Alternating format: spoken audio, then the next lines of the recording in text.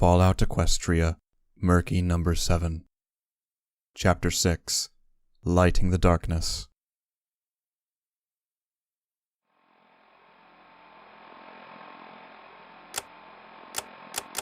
What is it like to have confidence in yourself? Well, confidence. That's where you're able to feel safe about your own decisions, isn't it? Where you can look at yourself and feel happy about who you are regardless of what others think of you. It's where you can find happiness, a sense of self-worth, and understand, even if everything is against you, the path you chose is still the right one. I was struggling with it. Even in the wake of rescuing a foal and rooting out a powerful and dangerous force that was poised to attack slaves and slavers alike, I didn't feel any more courageous.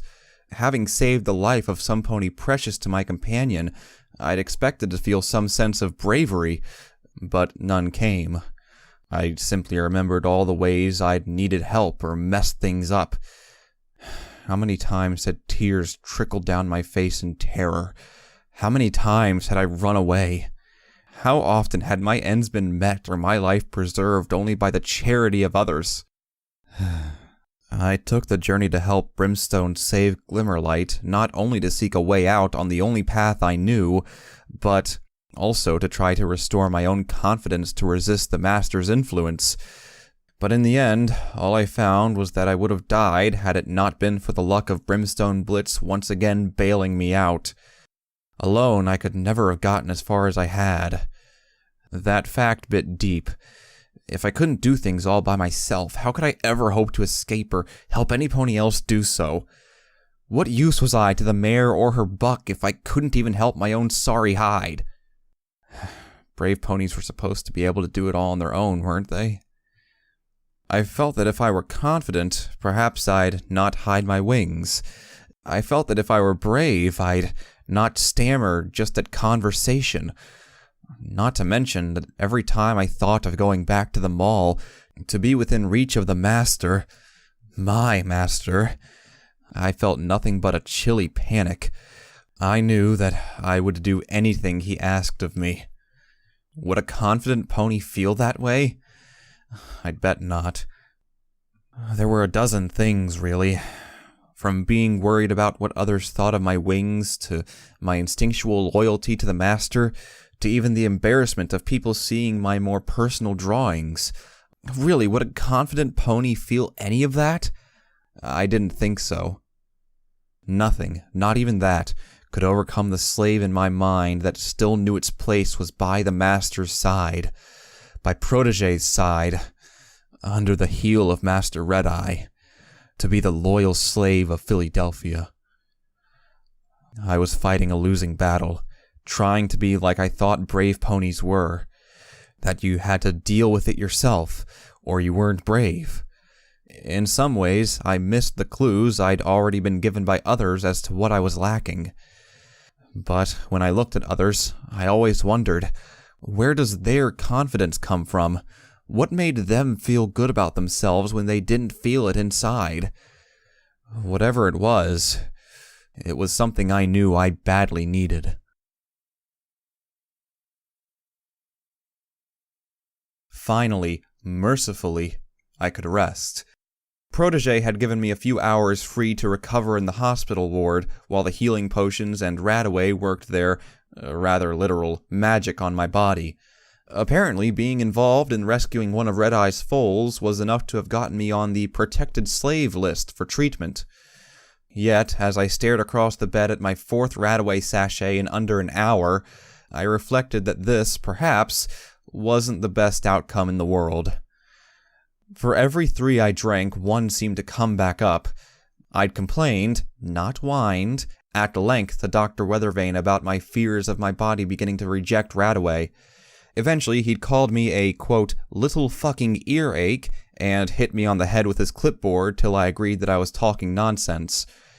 Even so, looking at the sachet only reminded me of how I'd have to get used to the taste. I'd be living with it for the rest of my life in this city now. Curling up in the thin satin blanket, I felt myself shivering as the sounds of the hospital washed around my peripheral hearing. I had to keep myself from thinking on that. The condemnation to an incurable illness that would affect me every single day. How did you get over such a thing? I couldn't.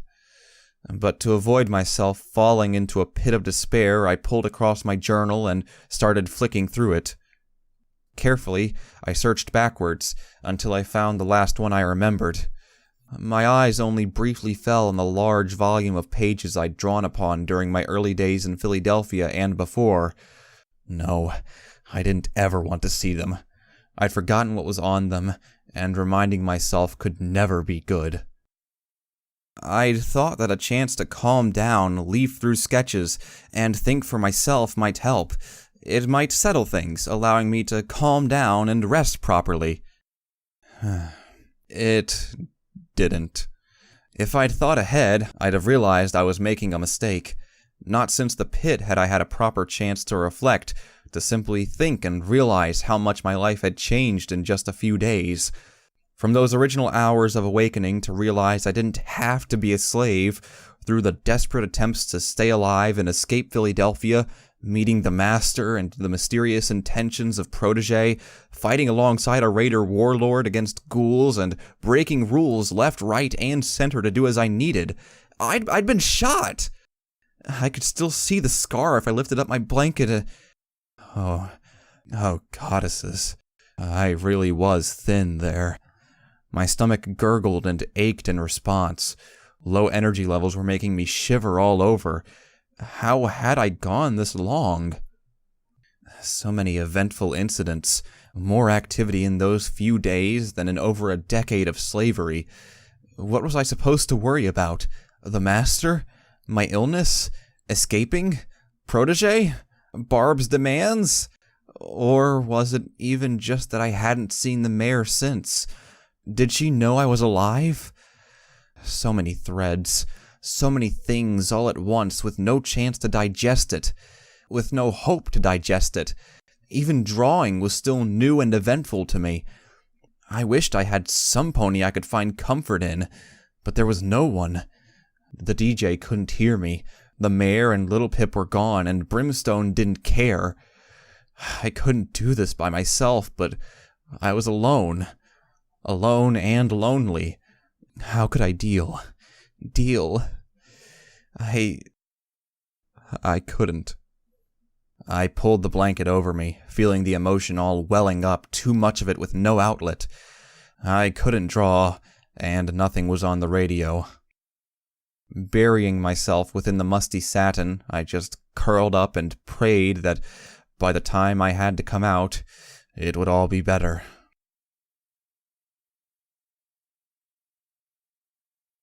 Even Dr. Weathervane's foul attitude couldn't push itself hard enough to insult me in the state he found me in. I heard him trot in and sigh as he saw me, a quivering little shape under the covers, with damp stains near where my head was. He stood quietly, as though unsure how to approach this. Eventually I heard a second, more reluctant sigh as he shook the bed with a hoof. "We've got incoming wounded from the Flamer Fuel VAT teams. Bloody unsafe walkways, no Luna down consideration at all. We'll need the bed in 10 minutes. Saving lives and all that shit. You understand?" He must have seen a section of the blanket shift as I nodded under it and sniffed. Right now, it felt like another eternity to pretend nothing was wrong. That when I came out, I'd find a nice repaired Philadelphia. Sundial and Skydancer waiting to be friends in the lobby. Clean floors to trot on, and fresh air to breathe. Screams and wails of agony came from down the hallway. I heard them. I tried to block them out. They didn't exist outside my fantasy. No, I'd wake up and everything would be fine. Under the blanket, it was all safe. Even as I heard the burn victims approaching and the shout from Weathervane for all non-critical patients to vacate, I tried to just pretend it wasn't there. Another 10 seconds was a long time, right? But I just couldn't stop shivering, even as I felt myself compelled to obey him, to to crawl out from under the blanket and begin the long trot back to the mall, to go back out into the crimson hell I was still a part of in the bleak and harsh industry of Philadelphia. A hard leather-armored earth pony of dull yellow awaited me outside. As I trotted past with my head lowered, he spat out his cigarette and spoke up. Yo, number 7. The master wants you to report to the flamer fuel factory. Emergency replacement of slaves needed. Sent me to catch you when you came out. I trembled, trying not to collapse and cry out loud on the spot. Why did I have to be the one who cried at everything? Why did the master choose me? He wasn't being fair. Why did I have to be the target of his attentions? But I'm to go back to the mall. Protégé said... Fine. I'll go tell Shackles you refused then. He turned to trot off without so much as a care in the world, coughing from either his own cigarette or the smog that drifted across from the copper mine refinery nearby. No, wait, I'll do it. Good little slave. He knew he could rely on you. The slaver gave me a sick grin and trotted off toward the mall, while I turned to get right back to the daily grind of being a slave. My back was aching. The master's post was not a fun one. Well, when were they ever? But this one was worse than most. Set within the giant refinery for Master Red-Eye's ambitions for flamethrower fuel, I was given the task of trudging various mixes of chemicals around slung over my back, only having just enough time to hide my pip buck in my saddlebag. The buckets either side of my body probably each weighed as much as I did, making it a slow and back-breaking effort to lug them to each of the giant vats. On arrival, I was to tip them in and hope that there was no refined fuel to take back. If there wasn't, I was given the merciful minute, where the buckets were empty, to walk back and get more. If not, it was an immediate refill and another long trudge to the storage tanks. But worst of all was the smell. It cloyed and thickened the air with a sheer wealth of fumes and stenches, to the point where it made anyone sick and dizzy. Some slaves claimed you could get high on it, and I wouldn't be surprised. I'd seen more than my fair share of minor hallucinations already in the few times I'd been sent here. The noxious fumes got into your head in a bad way and made every sense feel stuffy.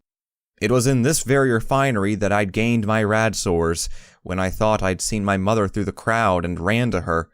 Tripping, I'd realized that it had just been a fuzzy-headed belief through my blurry vision. The upturned buckets had splashed me with chemicals, the burns quickly becoming irradiated and infected. They'd never truly healed since. Even after Dr. Weathervane's attentions, I could feel them burning away on my legs and muzzle. I staggered up the scaffold walkway to reach the unicorn stirring the fuel vats through massive telekinetically controlled rods. Around me, earth ponies tipped the buckets in gradually and tried their best not to fall in. The fuel itself wasn't lethal, but being covered in a highly flammable, or inflammable, what was the difference anyway? Oh, why couldn't I be wordy like Protégé? Substance left you a susceptible target for any spark in the area. Being Philadelphia, there were quite a few. Frankly, it was a miracle this entire place hadn't gone up at some point. Even as I poured my buckets in, I noticed the section of collapsed walkway that had caused the accident drawing me in to fill the workload. There were no barriers on it. Just why? Seriously, were pre-war ponies just really dumb or utterly uncaring for simple, arrogant, practical ideas? I almost wanted to stop and rant on the spot as I felt the annoyance that some idiot 200 years ago had made the stupid decision to save a little cash by not placing on a railing, thus landing me a horrible job today. Only the presence of a thoroughly high-looking slave overseer nearby kept my mouth shut and my head down. I'd already received a clip around the ear for not meeting quotas in the past 3 hours. Stomping my frustration on the badly constructed walkways, not perhaps the wisest course of action, I tried to think. It wasn't entirely easy when the fumes were giving me a headache, but I needed something nice, and right now, all I could think of was the mare. I wouldn't be able to hear the radio over the ambience in here, so I let my thoughts drift to her instead. I hadn't really had a chance to think about her properly yet. Just what was her name, anyway? What was her cutie mark? Goddesses, had I even missed that when I saw her? But somehow I just couldn't quite get a grasp of her. She was kind, and, well, I felt safe speaking to her, but it was just the way it was like she understood me, understood my problems, and genuinely wanted to help me. I felt relaxed, more comfortable in my own skin when I'd spoken to her. Was she just a natural at helping others? She was the only pony I truly trusted in this entire city, probably more than I should given how long I'd known her. There were so many questions I'd wanted to ask her.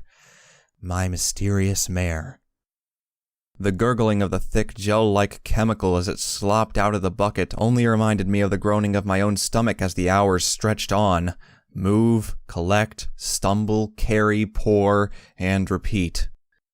I watched another slave try to make a dash for his fallen bucket before a slaver saw him and sent his whip flying with magic to catch the fleeing target. Squeals from ponies being scalded by chemicals mixed with the hiss of pressure cookers preparing the thick gel.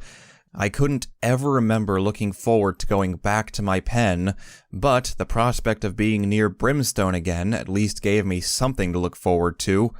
In the past, I'd just wandered and done the job as I was asked, but now that I had a sense of wishing to be out of here, I could swear the day lasted longer. Was it day? I never could tell anymore. My head was too messed up from fumes. With a strained heave, I turned to tip the other bucket while glancing around. My mind was drifting too much in the heavy air, thinking of what had happened and what was to come. I just wanted to be below that blanket in the hospital again, not have to deal with any of this. But try as I might, I knew I would have to return. For one, Protégé, or he, would come looking for me. But on the other, I was simply obeying, even if it meant facing my worst fear soon. The past. I cried at skeletons.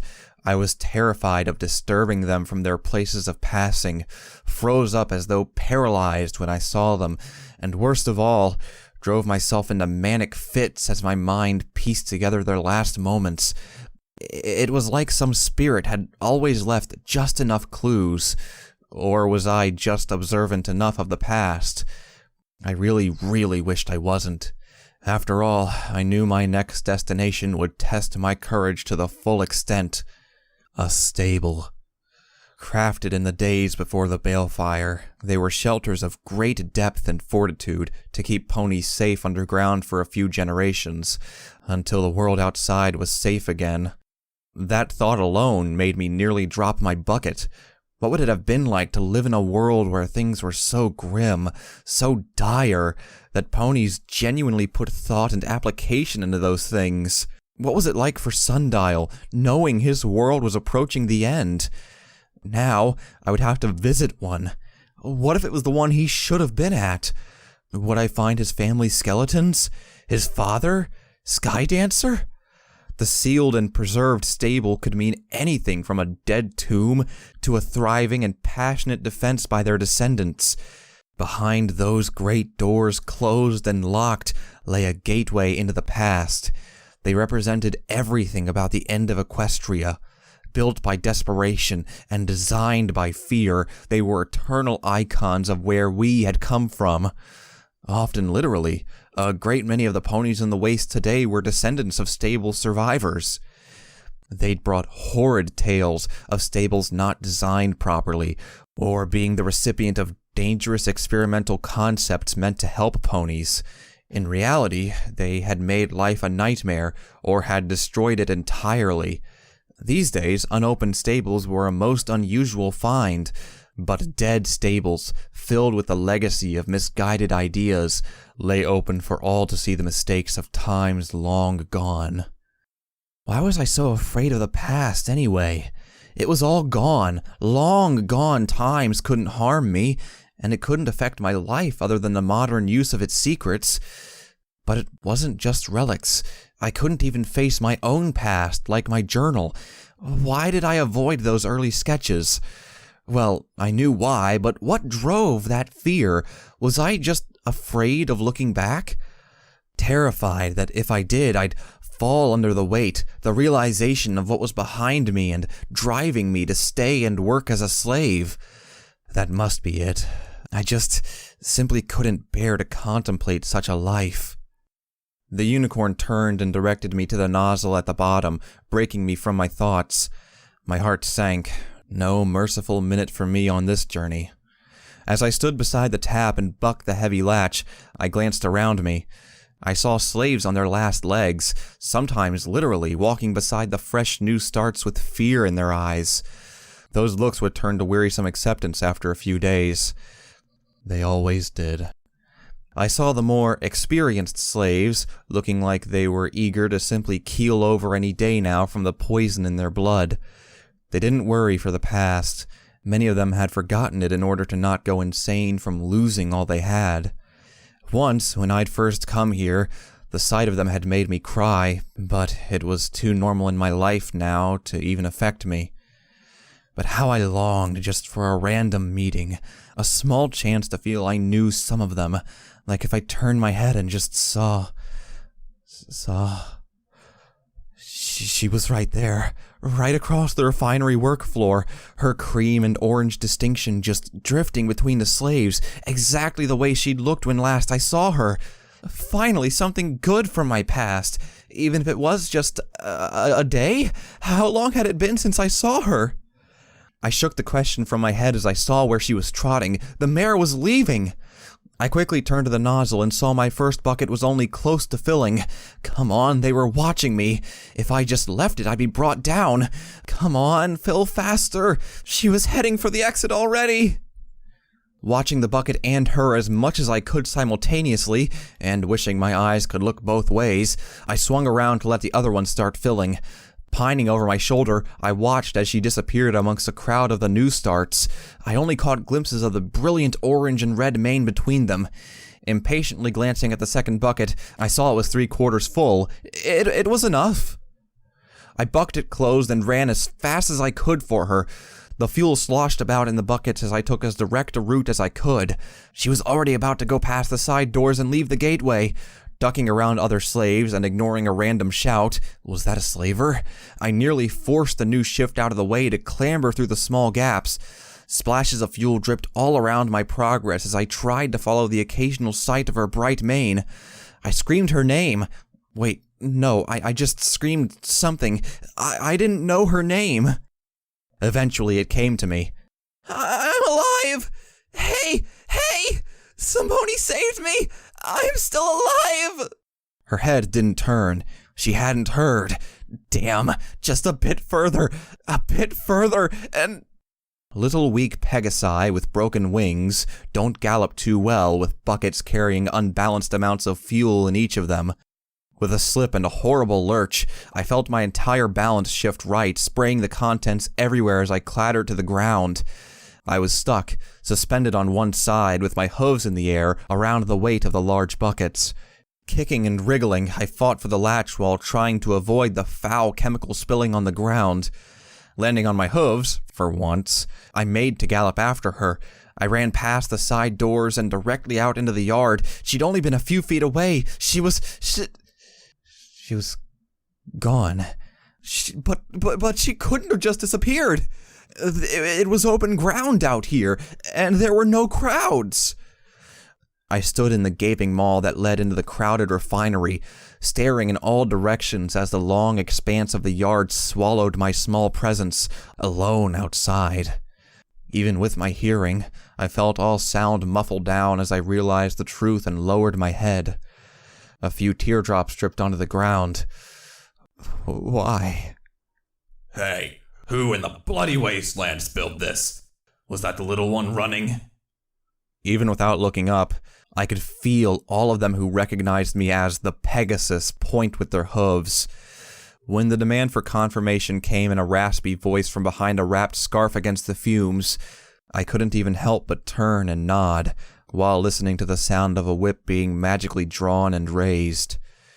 Maybe that was why I hated the past. Even the good parts of my own history were always taken from me, or never even there to begin with. By the time I finally trudged back to the mall, I was very late. The guards obediently allowed me through the well-defended entrance, chuckling as they witnessed my rather pathetic attempts to reach and push the emergency bars. They were attached to what had once acted as a turntable door before the balefire. I suspected they would have been automatic on some gears below the ground.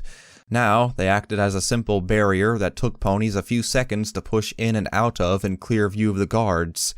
Straining and pushing from my hind legs, I felt my back ripple with both dull muscular pains and the harsher, sharper stings of whip scars until, somewhat unexpectedly, the gate popped open.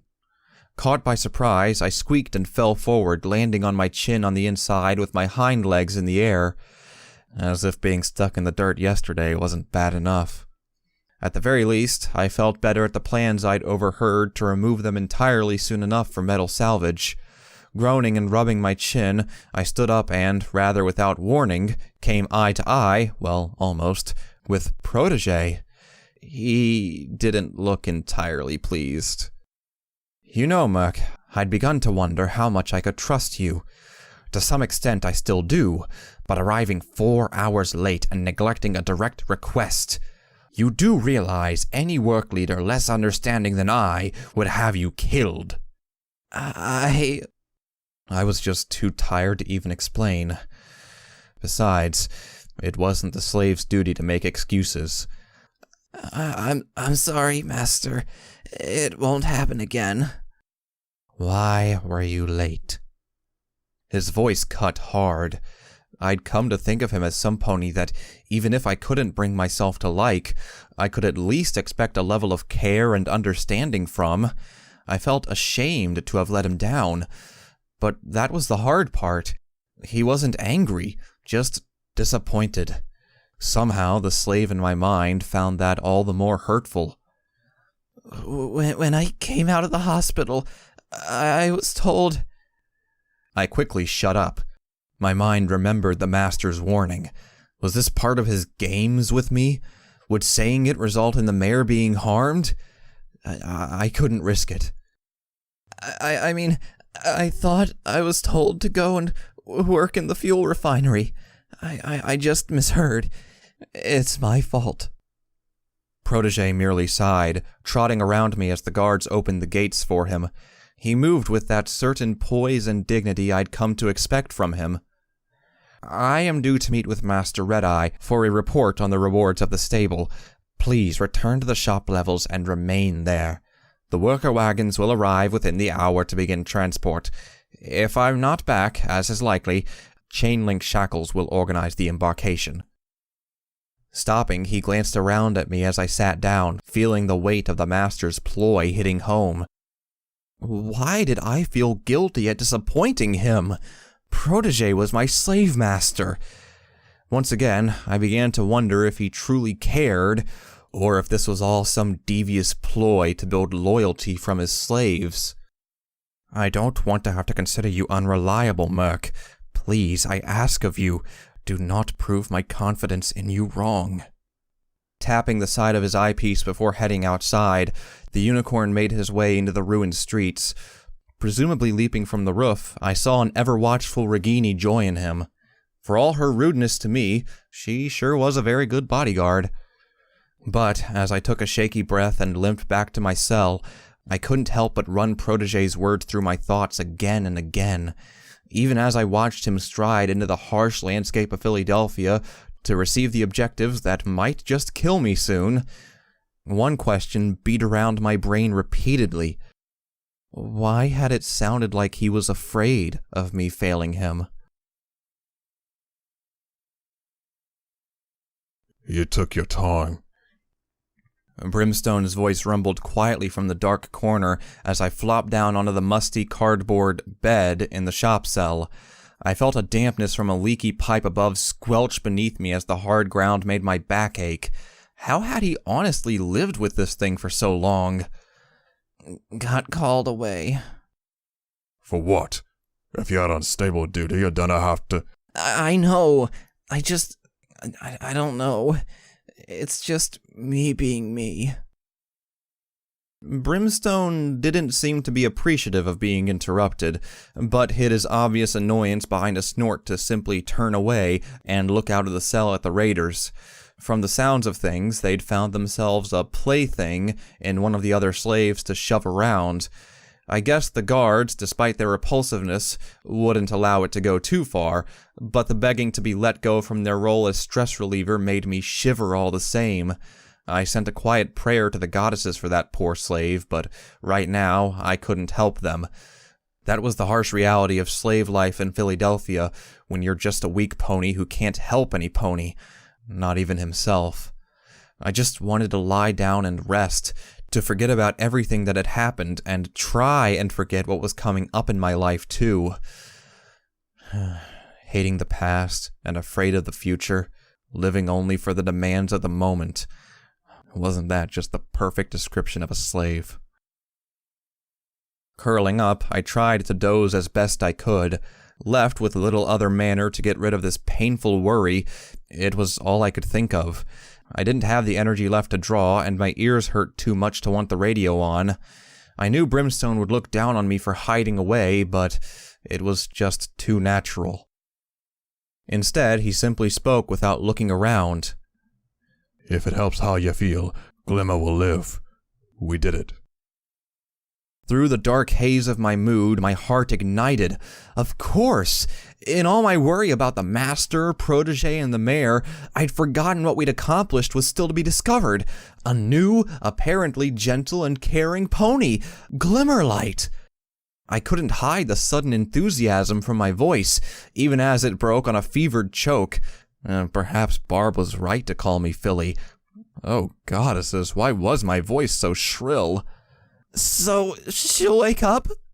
Aye, probably sometime soon, if not in a few minutes. Fever's gone. The rot knows his stuff, I'll give the bastard that. I couldn't quite lie still. Glimmerlight was waking up! A new pony who I'd been promised was kind and didn't judge any pony. She sounded like an older version of the mare, so much that I couldn't quite suppress some genuine excitement about getting to meet her. Indeed, I thought I even felt a smile coming on. She'd be so nice and polite, just like me. She wouldn't be all rude or dirty like every pony else. Brimstone had said she wasn't. I heard movements in the back. Noting my twitching ears, I saw Brimstone stand up expectantly. Or perhaps even sooner. Nerves finally kicked in. How was I to meet her? What should I say? I had a chance for some pony who wasn't nasty at last. What if I screwed it up? What if Brimstone had been exaggerating and she did have something against Pegasi? I heard hooves approaching the door to the storefront, staggering and light on the floor. Pacing from hoof to hoof, I trotted on the spot. Calm down, Murky, calm down. It'll be fine. She'll come out and say hello and comment on how you're cute again. Yeah, she'll be just like the mare, nice, calm, and really polite, and sweet, and gentle. There was a sudden crash of shop stands being knocked over. Glimmerlight staggered through the doorway, trying to kick one off of her hind hoof, and almost collapsed onto the staff desk of the shop. Recovering just enough to roll her weight onto it and stay upright, the pink and white mare sighed and rolled her eyes as she cast a look around. Her face screwed up as she face-hoofed and groaned. Celestia's great fucking mane, Brim! Did I sleep with a glowing ghoul or just drink way too much of the Romer special ale again? Damn, my head hurts. Blinking rapidly, she seemed to finally focus her sight and spot me standing beside Brimstone. Almost slipping as her hooves skittered around, Glimmerlight beamed with a sudden and elated joy. Aha! So you weren't a hallucination brought on by the medicine. How you doing, Big Eyes? Glimmerlight seemed not to notice a lack of reply, as she immediately floundered over to a small cracked mirror. Slapping her cheeks 4 times and sitting down, she then started pulling at her mane with a bent comb before turning slightly toward Brim and myself. Now, anybody here know any bucks or mares looking for a good time? It's been almost a week I've been cooped up sick without any relief, you know? Oh, I'm itching for a fixin', if'n you get me. Chuckling softly to himself, Brimstone Blitz merely reached across and closed my mouth after its jaw had hit the floor. Glimmerlight was not how I had anticipated, that was for sure. Where I had expected a quiet, polite, and kind mare, there now stood a mostly upright pony who seemed to be more concerned with how she had missed a rest day. Her worry lay in that she had been sick through a time where alcohol had been provided from the Roamer bar outside the wall to the slaves. That, apparently, was a rare event. True, I had only seen it once in my time in Philadelphia. Not speaking, I just sat on the cardboard bed and watched this incredibly strange unicorn as she sorted her mane. Magically levitating the scrap comb made of bobby pins and a block of tinder, she hummed an unknown tune to herself while occasionally asking Brim for news reports on the way things had been for some others whilst she was out. Only after a few seconds did I realize she was talking about ponies whose flanks she enjoyed watching whilst slaving away herself. Was this truly the pony who had been so soft-spoken to me while sick? Truth be told, I didn't know what to think of her. Booze, casual sex, and a self-deprecating humor was a long way from the quiet, peaceful, and kind older version of the mare I'd thought of. Very quickly, I began to realize her lucid, soft speech was just from her having been high on medication when I'd last met her. Sitting quietly, however, I finally had a chance to properly study her. Glimmerlight was definitely a bit older than me, probably within the last few years of being a young adult, perhaps high 20s? Her body was just as thin and scrawny as most slaves, not to mention her sickness, but what caught my attention was her cutie mark. 3 small sparkling spheres, purple, pink, and light blue. Where had I seen them before? Part of my mind was sure I had. Flicking her mane about, Glimmerlight hopped on the spot before swiveling on a seemingly random urge to face me. Right. Mane fixed, sexiness restored, and the power of standing upright reacquired. Now, it's time. I backed off, a little intimidated by the forward and supremely confident manner. If she noticed, the unicorn didn't show as she trotted a little unsteadily around the store. Why could I never just talk normally on first meetings? Wait, time for what? Glimmerlight rounded on me with a grin I was sure was about to leap off her face. Her eyes seemed to light up and almost sparkle when she lowered her eyebrows and smiled like that. I wondered how many bucks had fallen prey to that look. Of course, she was a bit old for me, though.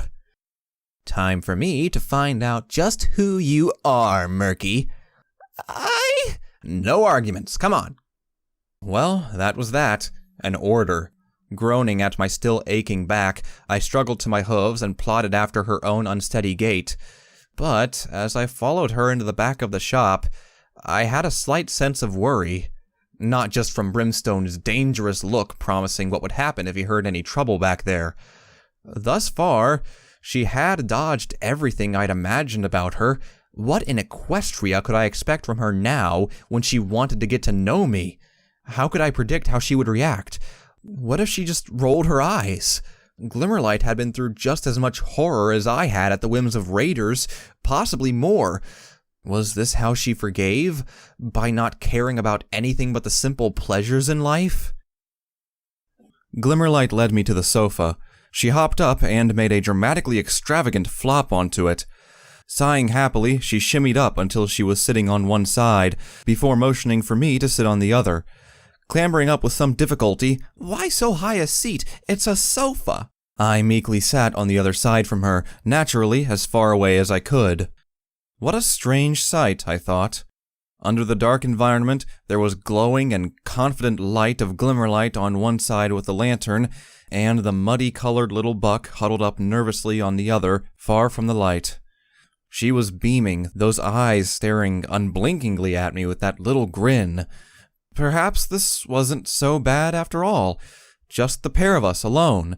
No danger, and just being able to talk in the quiet gloom of the storage room. The amber gem light flickered and weakened, casting an odd glow on her face. Almost gasping, I saw an immediate change, hard, tough, and weathered below the crazed exterior.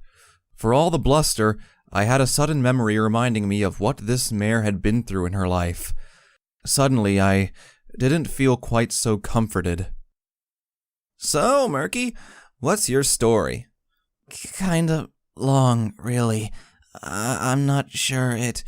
Come on, we're slaves. We have the time. Now spill the beans. If you're gonna be staying with us, I need to know who you are, yeah? Come on, can't be any more embarrassing than the time my father caught me with a pair of bucks from Tenpony. Alright, my imagination was shutting down right now. But try as I might to avoid it all, I realized she had me trapped. If I left, the raiders would make my life very short without Brimstone's protection. Only one thing for it. Well, there isn't much to my life. I was born a slave, you see. Her eyes widened quizzically before glancing away toward the far wall at some shelves crammed with small parts. Something about that look struck a chord. She hadn't laughed or looked down on me. Lightly, a small ray of hope fed into my mind that perhaps she wasn't going to judge me for it. But then, how would she react if she knew the truth about what I was? Jeez, sucks, she muttered, before shaking her head and looking back at me. What is it like to be born a slave? Taking a stuttering breath, I began slowly, talking of how I was raised to be an obedient servant and laborer, of how I was taken from my mother and thrown from master to master. But as I talked, I realized something was different from any other time in my life.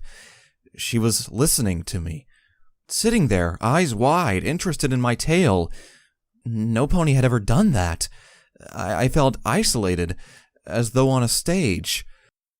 Something in me just clicked. My story changed, and I began including details, little stories within stories. I told her of how the other slaves had once held me down by a blanket and beat me with pebbles inside of socks, of how once they'd run out of enough food and sent me out in the rain to harvest more, then never gave me any. I began to sniffle as I talked of the horrid cramped cages that took us from place to place across the wastes, and my final brutal journey to Philadelphia. My vision blurred as I dropped forward onto my front two hooves, lowering my head while I talked of drawing and hiding and of Noose and her gang picking on me, of how I couldn't break free of the indoctrination in my mind. I showed her my cutie mark, that hated emblem that told me what to do and how I wanted to break its grasp on my life. Her eyes looked at it before glancing back at me, almost confused. Those sparkling azure eyes softened. Her hoof gestured for me to continue, before moving forward to rest against my own hoof lightly. That light contact between hooves, as caring as it was, did it. I spilled. I told her everything, from pain to humiliation, from Little Pip and the pit to Brimstone Blitz saving me. I almost broke down as I told her about the mare and my illness soon after. Dripping tears struck the sofa as I quivered with fear and explained the brutal regime the master had placed on my life. I wept openly while I told her of how much I was scared, of the fact that I was always hurt for being small and an easy target. She listened impassively, as though judging everything I said. But the mere fact some pony was willing to listen to it all, it just all came out. All of it. Minutes passed. I didn't even move in historical order, just remembering story after story, torture after pain after terror. I jumped from running terrified of ghouls all the way to the pre-war farmhouse skeletons. Trying to speak through great heaving sobs, I told her of how I'd once almost committed suicide from the top of an airfield control tower, of how I'd lain screaming with my lifeblood pumping out through my stomach after failing to escape. An entire life of pain, with scant little inspiration and reason to keep going. Years and years of loneliness and neglect. I was whining, failing to remember she'd lost her entire life to the wasteland as well. But I didn't care. I wasn't being selfish. I just couldn't stop the outpouring of emotions. My innermost thoughts just kept flowing, one after the other in one great big expulsion of everything wrong in my life. Eventually, I almost collapsed in front of her, breaking down completely at last as the tears flooded, while I talked of the disease that was slowly killing me and driving me into fear for my life. I told her everything. All except one thing yet. And every pony just hates me, just because of some stupid thing I can't help.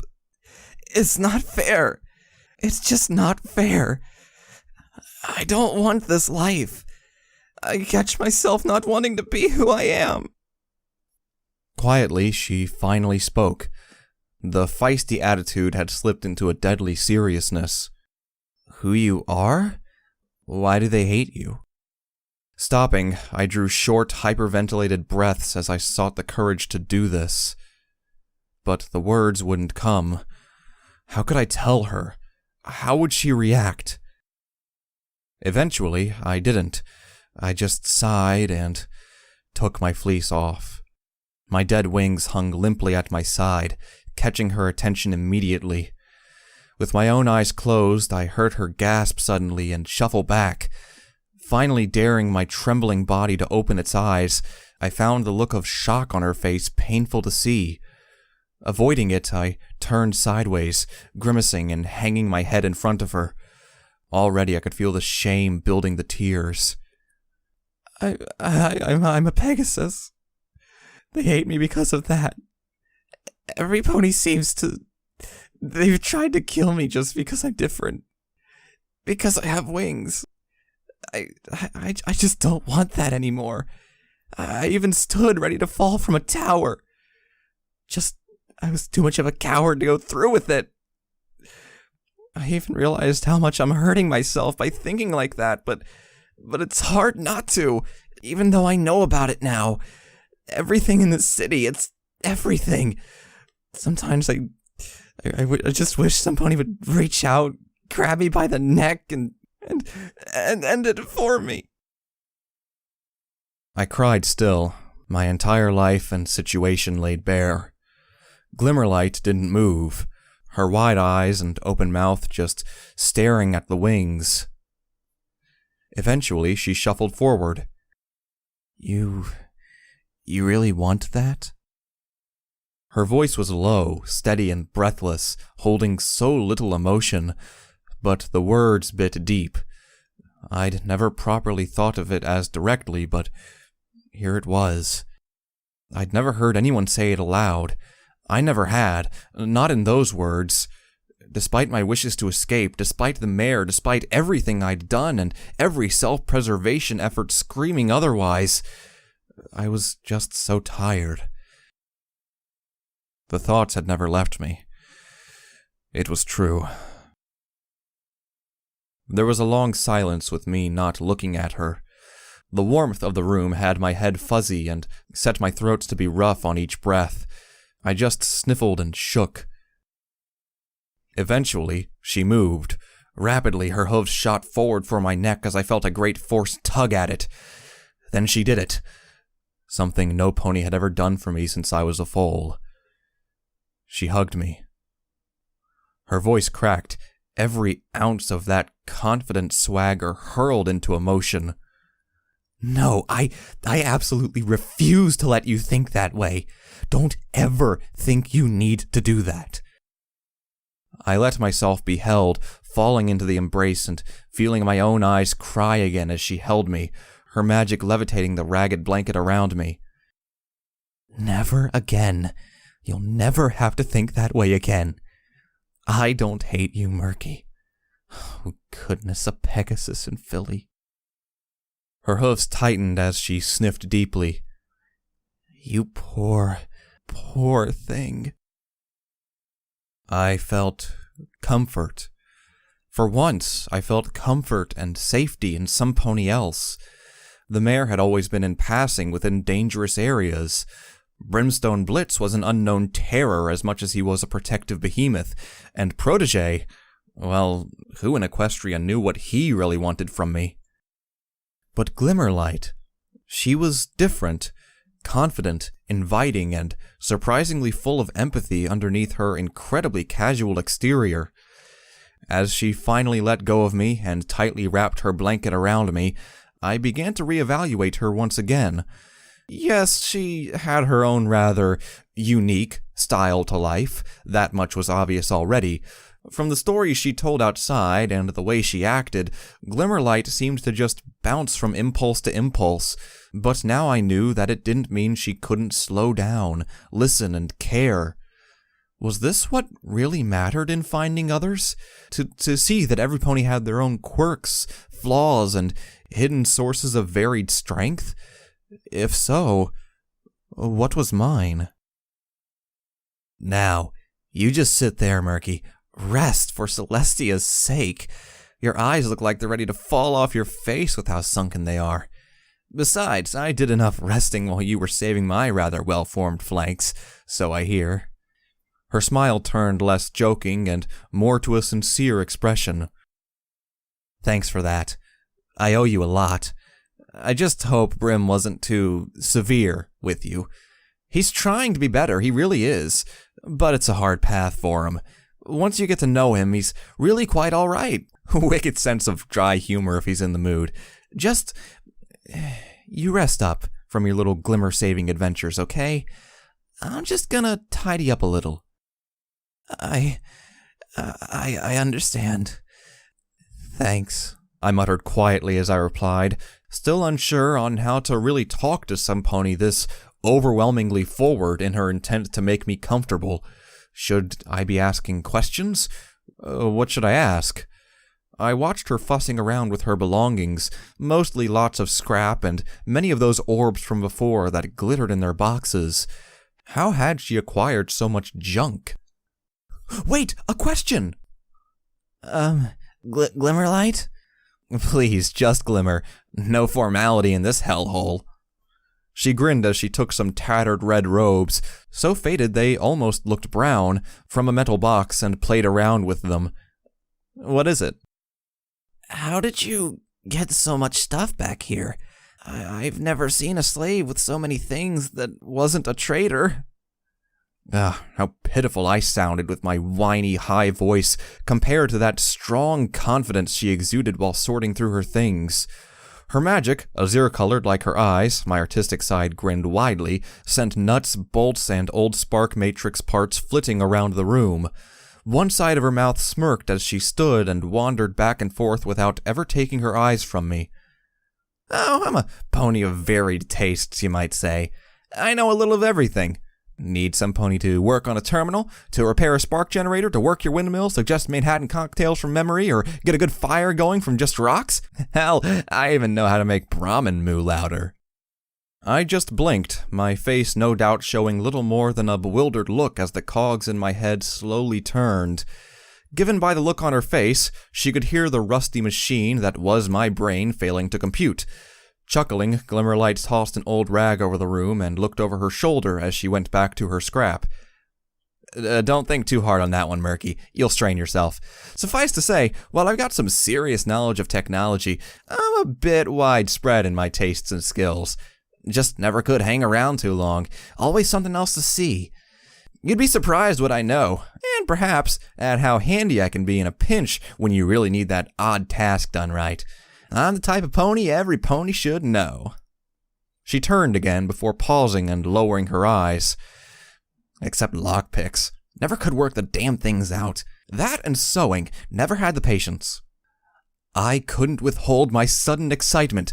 It wasn't often I had a chance to claim any prowess. Almost falling off the sofa as I reached into my many-pocketed fleece, I pulled my needle and thread out with my mouth. I know that. I made this fleece before I tried to escape. Actually, that came out more as a muffled blurt, as I tried not to swallow a needle while talking. but she seemed to get the idea, giggling at my frantic mouth movements. "Well then, seems Brim and I have a reason to keep you around, Murky. I've got a job for you. My robes got a little torn when I fell into the rad metal pit. If you don't mind, think you could fix 'em up?" She asked. I had never been asked in my life to do something. Not out of courtesy. Demands, orders, and quotas drove my life and my mind. Even as I nodded furiously, I began to wonder if I could have said no. And then I realized I hadn't wanted to. The robes were of heavy, thick, and insulating material, cut near the ground to be practical and lavish enough to clearly be of pre-war design. They immediately raised questions. Who wore stuff like this? It wasn't exactly wasteland-proof. All the same, I took to work, patching away with needle and thread. Glimmerlight watched for a minute or so, seemingly marveling as I operated a tiny needle with my mouth and hooves. If only I'd chosen this talent. The skill comes easy when at threat of a barbed whip. To begin fixing her clothing.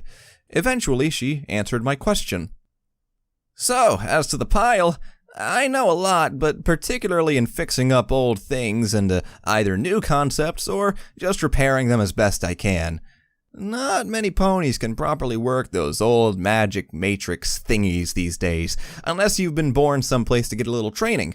So, Protege chucks all this stuff at me after he's done scratching his head at it, so I can fix them up for his work efforts." "Oh, yeah, what did you make of those flanks of his? Pretty hot, right?" I almost spat the needle. Glimmerlight burst out laughing, rolling onto her side at my reaction. Her laugh was wonderful, utterly unrestrained and full of absolute joy, like nothing in Equestria was wrong with her life. Or at least, I'd be spending time enjoying it if I hadn't almost fired a sharp needle across the room through the sheer power of a spit take. "Oh, come on, Murky." She wiped a tear from her eye, standing up. "You don't go for bucks, too?" I blushed. What kind of question was that? I'm kinda more mare inclined." Missing half the fun of life. No wonder you're such a sad thing. She chuckled again. Personally, I was beginning to feel out of my depth. Instincts were telling me something was wrong, but my heart couldn't feel anything but relief to have finally found some pony who wasn't trying to abuse me, take advantage of me, or get dragged away immediately. I tried to giggle. I failed, but I tried, and went back to stitching quietly. What had I found here in this mall? All my life I was the outcast, the hated, the slave, and the bottom of the chain. Occasionally I'd met ponies who had made me believe it didn't have to be that way, but this was finally proof that there were others out there I could be around, that I didn't have to be alone. Glimmerlight had, within 5 minutes, shared jokes, hugged and cared for me, given me a job I chose for myself. I just couldn't comprehend this. What did she want? Every pony always wanted something. Was sewing for her going to become my job in life? My mind raced, panicking, but unable to muster the energy to do anything about it. At least she wasn't hurting me, that was a start. No, she cared, just to what end was not for me to consider right now. Sitting back on the sofa, I curled into the blanket and let out a long breath. Somehow it felt like I'd been holding it ever since I'd woken up in the pigsty in the fun farm on my first night there. For once, I could let my guard down. Yes, I ached and there was still a lot of unknowing, but surely this couldn't go wrong. Just once, where I could relax and stitch something I wanted. Only, I couldn't. What was all of this but just a facade that I was hiding myself within until the master came again? Until we were all forced into the stable. I felt myself beginning to shake as the needle dropped. My chest heaved a little as I fought to hold it back. The past, I had to confront the past more than ever before, and likely fight for my life. Goddesses, I was so pathetic. She was the one who'd barely survived after her world was destroyed, and yet Glimmer smiled and kept going. I just cried and worked on this old pre-war clothing. Murky? The robe fell from my hooves, falling in a heap on the floor before the sofa. My eyes rested upon the markings, machine-stitched seams, and properly dyed, if faded, colors. Who had worn it before? Where had they bought it? What would they think of it now in this dark place? My hooves shook, the thread falling as I pulled the blanket around me, turning my head away from it with a whimper. I'm sorry. I sniffed deeply, wiping my nose with a hoof and avoiding her look. Pre-war stuff and the past, and I don't know, something about it just makes me well up and... Shh, it's all right. I felt her move over, a hoof passing around me gently and pulling my blanket-wrapped self closer. The feeling was too alien, too unknown to me to take any real comfort. Touch had only ever been a bad thing for me. Thus, I simply shook and cried. I cried in the pathetic manner in which I always did, my one defense against it all becoming too much. This was getting too big for me, heading to a stable, preserved past times. I just couldn't cope. If Glimmerlight hadn't been there holding on to me, if Protégé hadn't locked me away in a pit with raiders, what might I have done? Run off again? I don't want to go to the stable. I don't like the past. It's too hurtful. Everything I look at, it's just all filled with bad memories. Not all memories are bad, Murky. It feels like all of mine are! I hadn't meant to shout so loudly. I pulled away, scampering over the couch away from Glimmerlight, trying to hop the edge and run into the darkness to hide. I felt my hooves catch in the blanket, tripping me with a high-pitched yelp off the couch to squarely land on Glimmer's possessions. Cases spilled open, sending fragments of circuitry and little orbs rolling over the floor. The shock finally brought me to my senses, somewhat. I lay on the ground, surrounded by her things, shaking and apologizing so fast and repeatedly it was just a constant stream, even as she stared down at me with a mix of confusion and sadness. Without a word, she got up and helped me back onto the couch, before placing the blanket over me once again. I've been through a lot, Murky.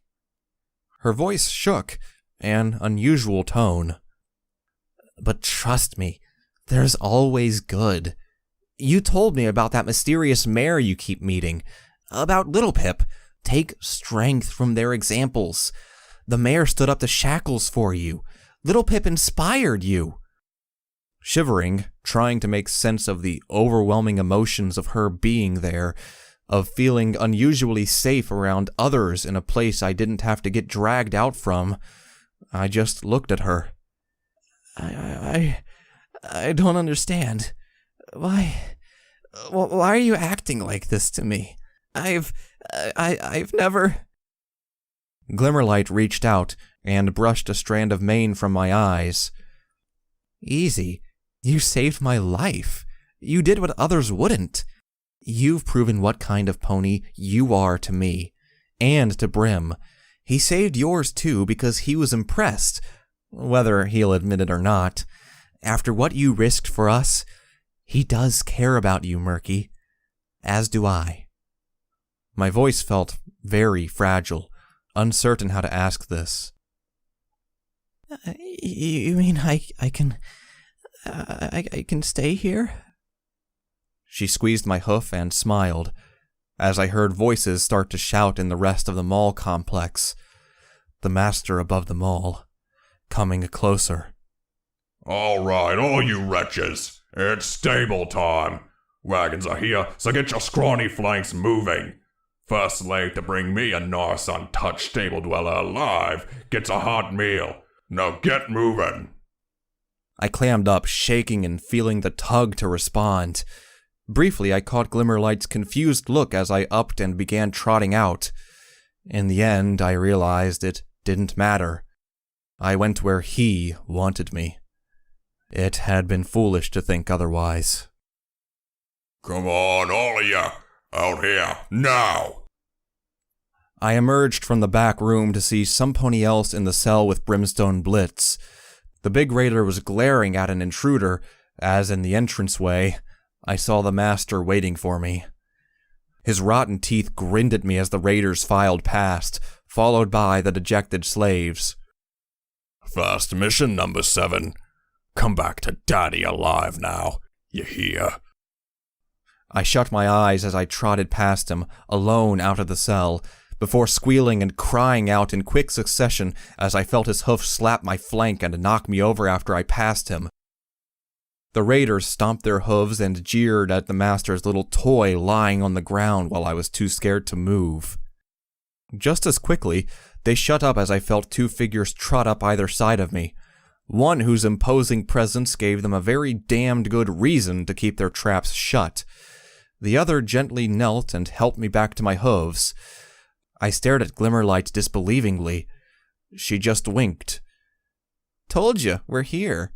And yes, of course you can."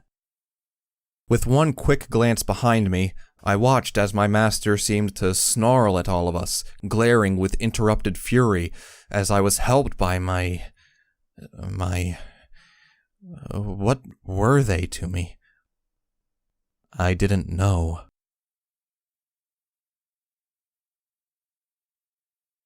Philadelphia was never an environment that permitted moments of peace and happiness for long.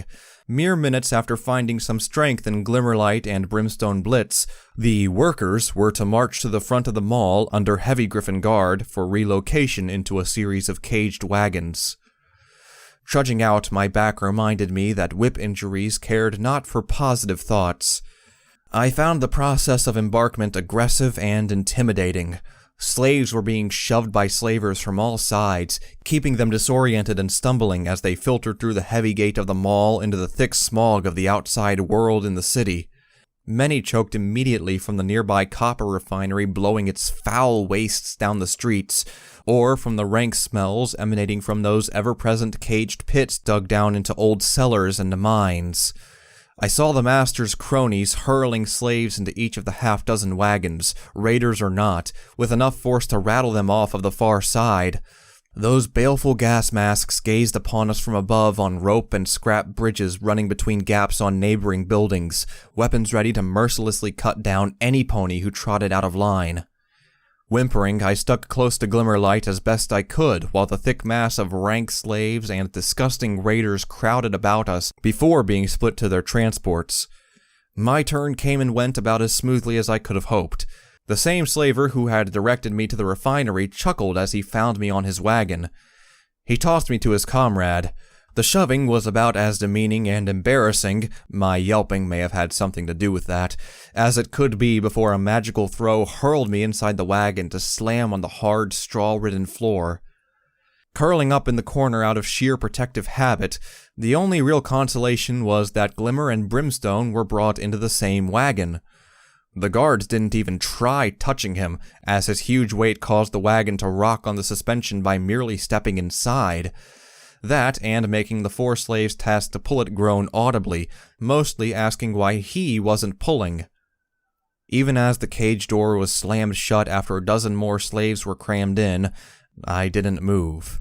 Nothing could help my mind worrying on all the twisted fates I was in for.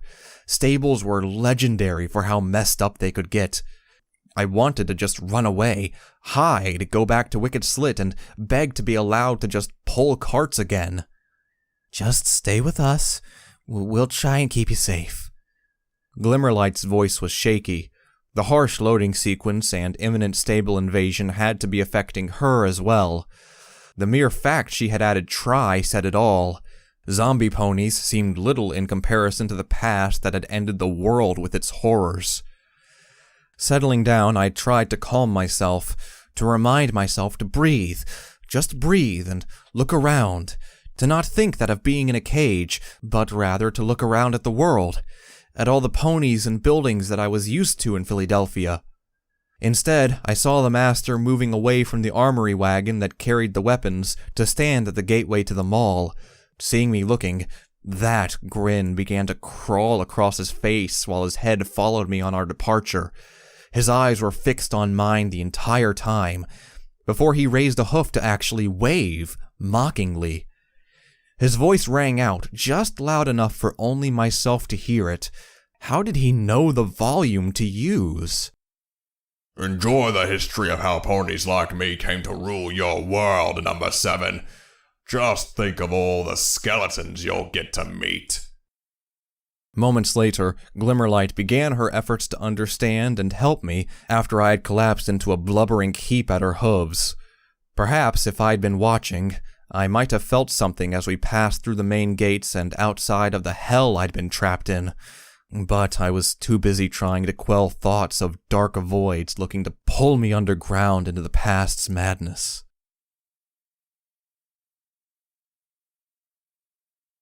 That was something about traveling with some pony who, for some reason, wanted to be nice to me.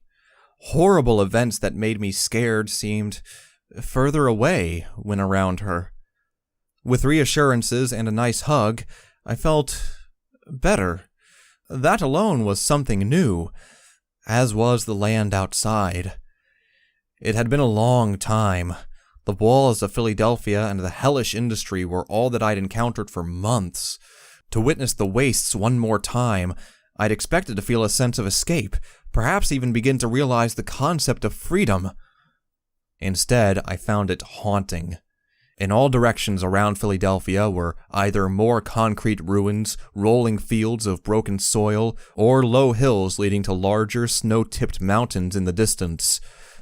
One in particular spired up above the others, its tip past the clouds. The air was clearer out here, but not by much. Huge billows of smoke drifted over the wall in various places, driven by the lazy wind to suffocate anything outside of the pit itself. Even the wasteland itself seemed to darken as it got closer to Red Eye's empire.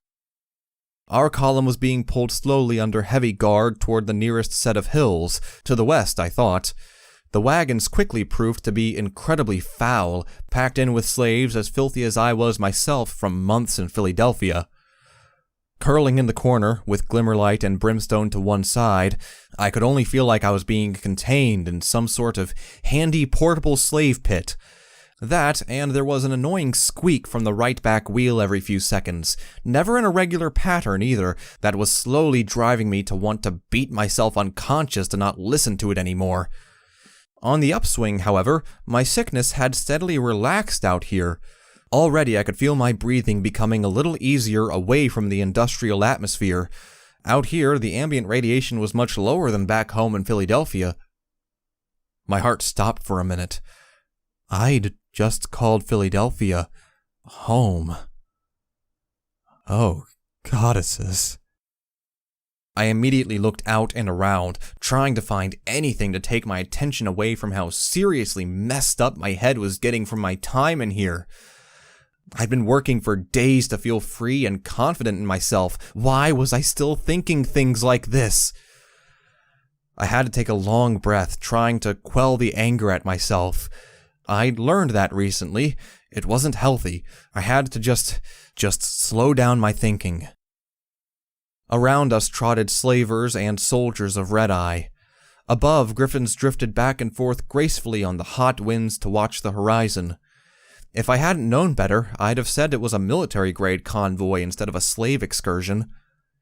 I followed one griffin as she spiraled down, whirling in the air before rounding off and gliding into the distance to perform a check on something.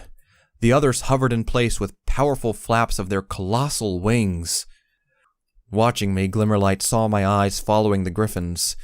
With the soft stroke of my fleece around where my wings were, she looked a little sad.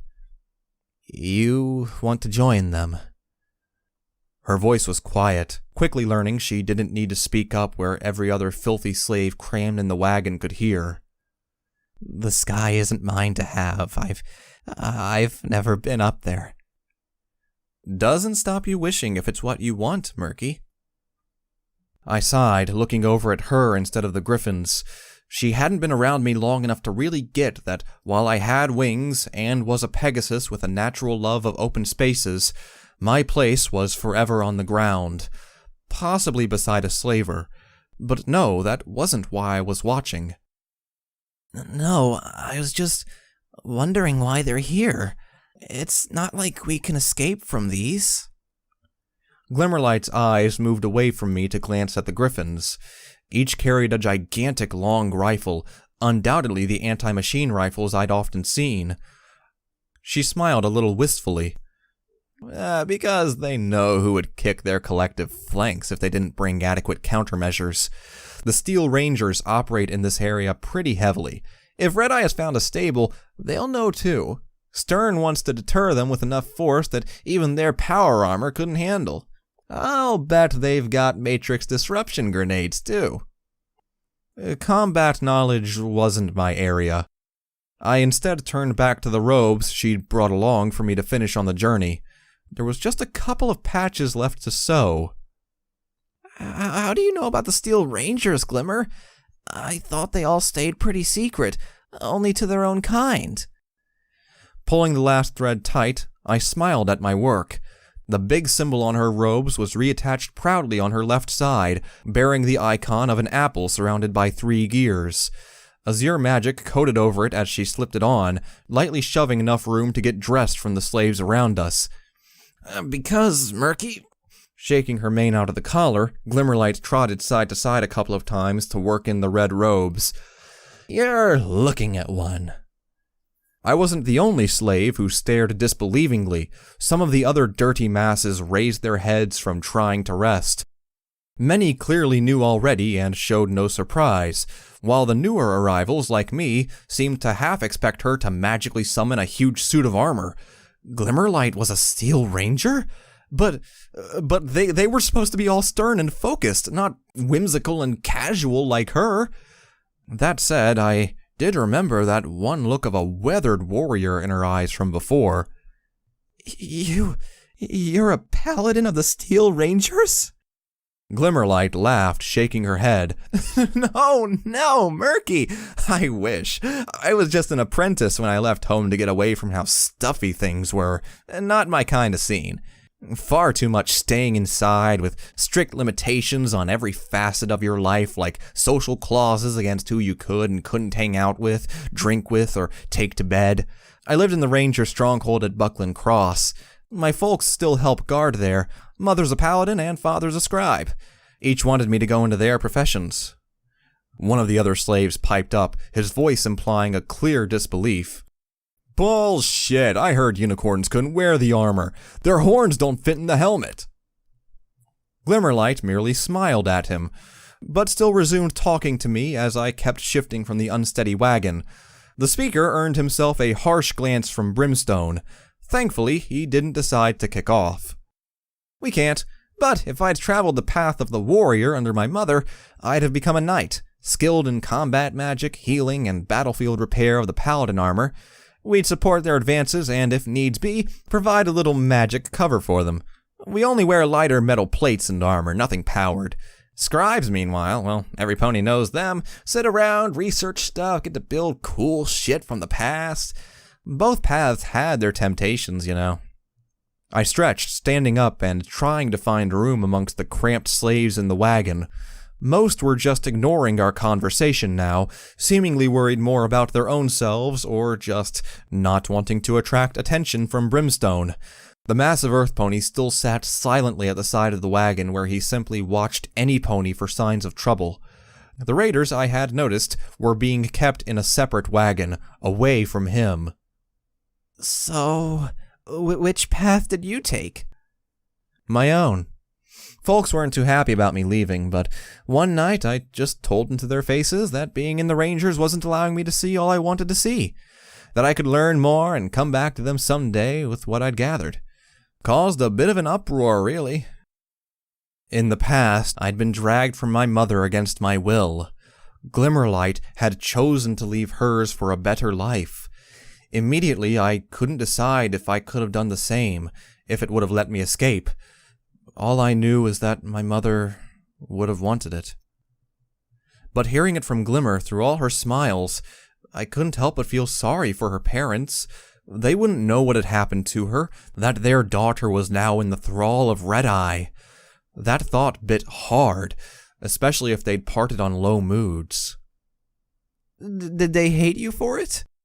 My voice was shaky, trying not to step on any emotional landmines. At first, yeah, but they were a little more progressive than most of the elders. They said that if I could bring something incredible back, then it could all be spun as some big quest to help the Order. But the elders, they put out motions for me to be regarded a traitor unless I returned. An ultimatum, you might say. Said to break the ways of isolation and preservation was to break the chains that bound us to the great cause. A little element of kinship lit in my heart for her. Glimmerlight had sought to escape a life not chosen by herself, just as I had. Instead, through cruel happenstance, she had been enslaved. Did No Pony say otherwise? Realize it was wrong? Much to my surprise, Glimmerlight did not reply immediately. For once, she seemed to be at a loss for words, as she turned away from me and stared in the direction of Manhattan. Eventually, she spoke, as though having to think long and hard to find the proper words. There was one. I would have followed him if I knew where to find him. Still would. Take his lead, his ideals, at least for a while. But the Rangers just don't think that way anymore. Now they only care about technology, anything they can get to hoard away, just like they tried to hoard my skills and my life away, as just another one of them. Knowledge and ponies, they both deserve to be free. That's what he believed. Who was he? Some pony very special, Murky. She hoofed the symbol on her robes lightly and longingly, or more particularly, the apple. The one ranger I know of who hasn't forgotten what we're meant to stand for. My mouth opened, the question of who and why, along with a dozen other thoughts, prepared to come out. I felt a huge hoof nudge my side. Turning, I found Brimstone looking down at me and lightly shaking his head. This entire business of being friendly and helping one another was entirely new to me. I did not know what it was called or what Glimmerlight truly was, but at least for now, I understood that there were always limits. As I pulled my journal out to draw instead, I reflected that at least Brimstone had also showed he cared by just gently reminding me. Glimmerlight didn't cease looking out into the wastes for a few minutes, before giggling to herself and sitting down. But I knew, more than any pony in the world, how to look past the smile and recognize the look of some pony realizing they were trapped away from the ones they longed to be with.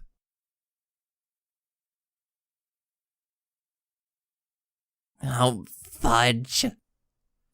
Muttering to myself, I bent my hoof across my drawing and tried my best to smudge out the line that had gone astray when the wagon lurched on a rock.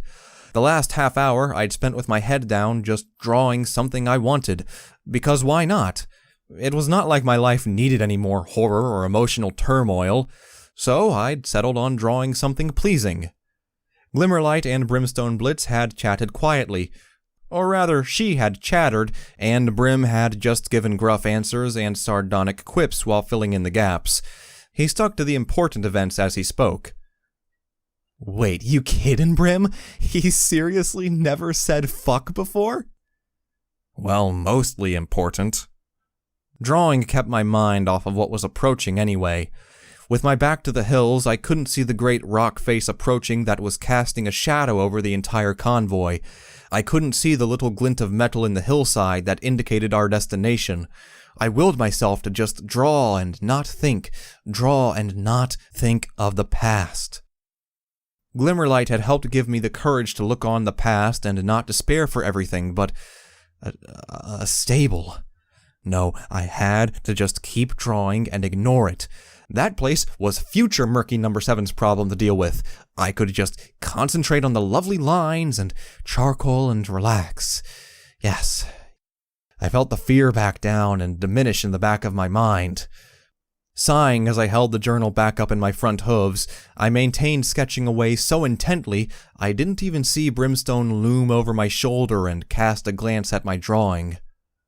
You know, Mark, you got a better look at Little Pip than I did, but I could have sworn she had more clothing than that. The charcoal spluttered from my mouth as I whipped the journal shut and held it against me before looking up, shaking my head. My voice rose in pitch, almost squeaking as I felt myself turn red as Brimstone Blitz himself. I just haven't added it yet. He let a low grin fill his face as he leaned back and stared at the hillside. Sure, buddy, sure. Glimmerlight's mad grin appeared from behind him as she raised and lowered her eyebrows. I guess I'll need to have a look at that journal sometime soon. I was already a small pony. Somehow I managed to feel even smaller as I tried to turn away in embarrassment. But she only just smiled, as did Brimstone. What were they doing? They weren't insulting me or demeaning me, but still they teased me. What was this sort of thing?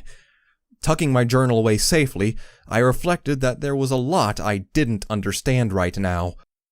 Why were they even looking out for me anyway? Probably just so I could do some job for them soon. That was all any pony ever wanted from me eventually. Despite trying hard, even my negative thoughts couldn't quite believe that about Glimmerlight. But my wandering mind wasn't given much opportunity to think longer, as the wagon ground to a halt and slavers began shouting for us to dismount and stay well away from them. Squeaking in terror, I finally allowed myself to turn and witness the reality of my situation. Uncovered from behind an old rockfall, I saw the giant shape. Burnished steel made up its entire construction beside a frayed control panel. A number I couldn't read was emblazoned on the front. A huge door, gear-shaped and already rolled to the side, revealed a thick blackness beyond, one that my eyes couldn't adjust to through the bright red haze of the valley around me. Thrown out of the wagon while looking, my gaze never once left it. That gaping hole into the past. Towering over me, I felt impossibly small in its presence, unthinkably unimportant to the passing of time and the events of the world-shattering past. Gather round, stable excursion starts in 10. Get geared up, pumped up, and let's do this! The raiders cheered. Glimmer and Brimstone glanced to the rest of the slaves and took deep breaths. Shouts for the armory wagon to get its contents spilled and chants of raiding and looting began. The entire excursion, slaver and slave alike, began to thrive with excitement at another chance to earn their freedom, if only by a small amount.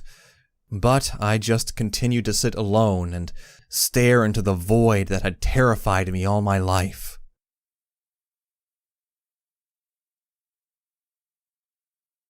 Stay back! Get into your lines and wait for your kit, then stay against the walls. Step one hoof out of line and you will be shot down on the spot. The Griffins were not taking any chances when it came to handing the slaves weaponry. As they explained, we would be given unloaded weaponry one by one from the armory wagon that had pulled up behind us under heavy guard. The slavers would then depart about half a mile to a nearby ruined farmhouse, leaving boxes of ammunition at the door to the stable. Griffins would cover us all from above, about 36 slaves, while we armed up and headed in. Any resistance would be met with a barrage of heavy weaponry that the old rusty things we were being given wouldn't have a hope against. The bombardment was safe in the knowledge that no other slavers were in the area. Very quickly, I began realizing how that barrage would include me, regardless of my own actions. I spent a brief time as we waited, staring out into the wastes. For once, there were no walls. No smog clogged my lungs, and I couldn't feel my lung disease thingy at all. My lungs were resting easier on the cleaner air, to the point that I almost felt dizzy to take a deep breath. The distances were incredible. I could see further than the next industrial street. So, why didn't I feel free here? The answer came to me rather simply. Because I wasn't. No matter what I thought, I was still property of the master, protege, and of course, Red Eye. A quick glance at my flank revealed the gnashing shackles were still there, still signifying that even here, outside the wall, I was just a slave on a mission. The raiders apparently had weapons well known to them, drawn from Protege's armory that was mostly made up of weapons confiscated from them after being dragged into Philadelphia. Apparently his theory, as Glimmerlight explained, was they would fight better and be better controlled in higher moods while in possession of their own kit. I saw their brutal mouth knives, spiked hoof caps, auto axes, I hoped for door busting, rusty revolvers and pistols, and even a few long rifles used by the unicorns. Much to my surprise, there were even a few magical energy weapons among the handouts from the armored wagon. Shivering, I tried to hide behind Brimstone as I saw raiders gesture my way with knives, mimicking a wing slice before laughing amongst themselves. My mind was beginning to work in overdrive about Barb in such a dark area. His presence removed all comfort of me finding a hidden little spot and just waiting it out. To distract myself, I tried to concentrate on the armory wagon and the process involved. Who knew, perhaps I'd get a battle saddle in my own size. A very odd stallion indeed was acting as the arms master, an old dark gray earth pony with a straggly brown mane and sunken eyes was grumbling and muttering cynically as he dragged weaponry from the wagon. He sported a missing eye and seemed to scowl about as much as he took shots from an old glass of alcohol. He left it sitting on the weapon bench he'd lumped all the way over here for running repairs. His accent was beyond my knowledge by at least several regions, missing words and occasionally breaking into a harsh dialect that sounded like it had been designed exclusively to swear in. That is, I could only assume the words were curses, and they sure sounded like it. Brimstone and Glimmerlight were clearly headed to be served by the strange armory slaver, with the big warlord moving up first to receive a chosen weapon. Governor, Brimstone Blitz, it's brave of you to request weapon from me after state you returned poor gun last time. With just a shrug, Brimstone motioned to the raiders. They got rowdy, needed calming down. I'm not the leader anymore. Doesn't mean I have to let them get frenzied on the others when they go unsupervised. Your gun was a nice beating implement, Mosen. Brimstone's clearly deliberate grin only made Mosen bristle, idly take a swig of alcohol without ever breaking eye contact, and tap Brimstone's chest with a hoof. You break every gun I give. I give you pistol, you smash it overhead. I give you rifle, you step on barrel. Never did need a gun to do my work. Couldn't aim the things anyway. Nipakui, back home would be shamed to admit such a thing. Here, I will give you last chance only. After that, you are on fucking own. This is Southern grade assault rifle with only minimal moving parts, and big, thick ironwork receiver is unbreakable. Once, I beat Hellhound overhead for half hour with it, still fired after stupid Christos beat my hoof. I could believe it, looking at that mangled appendage bound up with rough prosthetic wood on his front leg. Brimstone took the rusty rifle in his mouth and tested the sights, before muttering his own muffled curse to himself and hooking it over his side within easy reach. He grinned at me, out of sight of Mosen, as he wandered off from the armorer. Unbreakable. Interesting challenge. I wanted a reliable club for a while. You break gun, then you worst gun handler in Equestria. Next! Glimmerlight was next up behind him. Seeing her, Mosen's mood did not improve. And you! Oh, big red one brings guns back broken that I can fix. You do things to them, never come back the same way, and often lose the way I calibrate them. You get nothing fancy this time. Old bolt action for you. He tossed a very long wooden rifle to Glimmer, who caught it mid-throw with her telekinesis before bringing it closer and immediately examining it under an obviously expert scrutiny. Chuckling, Mosen tapped the weapon and outright laughed. Oh, think you steal components and I not notice? Nothing worthwhile removable on gun this time. You use, you bring back. She seemed to ignore him before her eyebrows narrowed at the bolt loosely flopping back and forward under her magic. Her eyes glanced up with the anger of one who respects proper design. I could relate. Damn safety railings. This long rifle is not fit for use by any pony, not even a slave. You say I take things, but you don't even keep them fresh with components, you old bastard. This rifle doesn't even have a safety. The earth pony rounded on her, a look of confusion on his face as he looked not at the rifle but at her, and bellowed in mirth. Safety? It's not safe, it's gun. Both he and the raiders bellowed with laughter as he shoved Glimmerlight aside and screamed for the next one in the queue. Recovering quickly, she huffed and stomped off toward Brimstone. Watching them, I didn't even notice I was next before I felt the slave behind me bellow in my ear and shove me forward. Stumbling, I fell right into, and bounced off of, Mosin before he eyed me up, down, with a great degree of curiosity, and began laughing. They must be desperate, sending foal to fight in stable. Tell me, little colt, or filly, not sure which, you handle weapons? What the hell, it was worth a shot. I'd like a battle saddle. I know about them. Both Mosin and the other slaves bellowed with laughter as I felt his freaky wooden hoof slap me over the back of my head rather painfully. Whining from the strike, it occurred to me he was just slapping out of humor, albeit very strongly. You are a very ambitious buck, you are. Oh, my colleague back at Mall, he would like you. Flamboyant idiot with no sense of proper practical weaponry.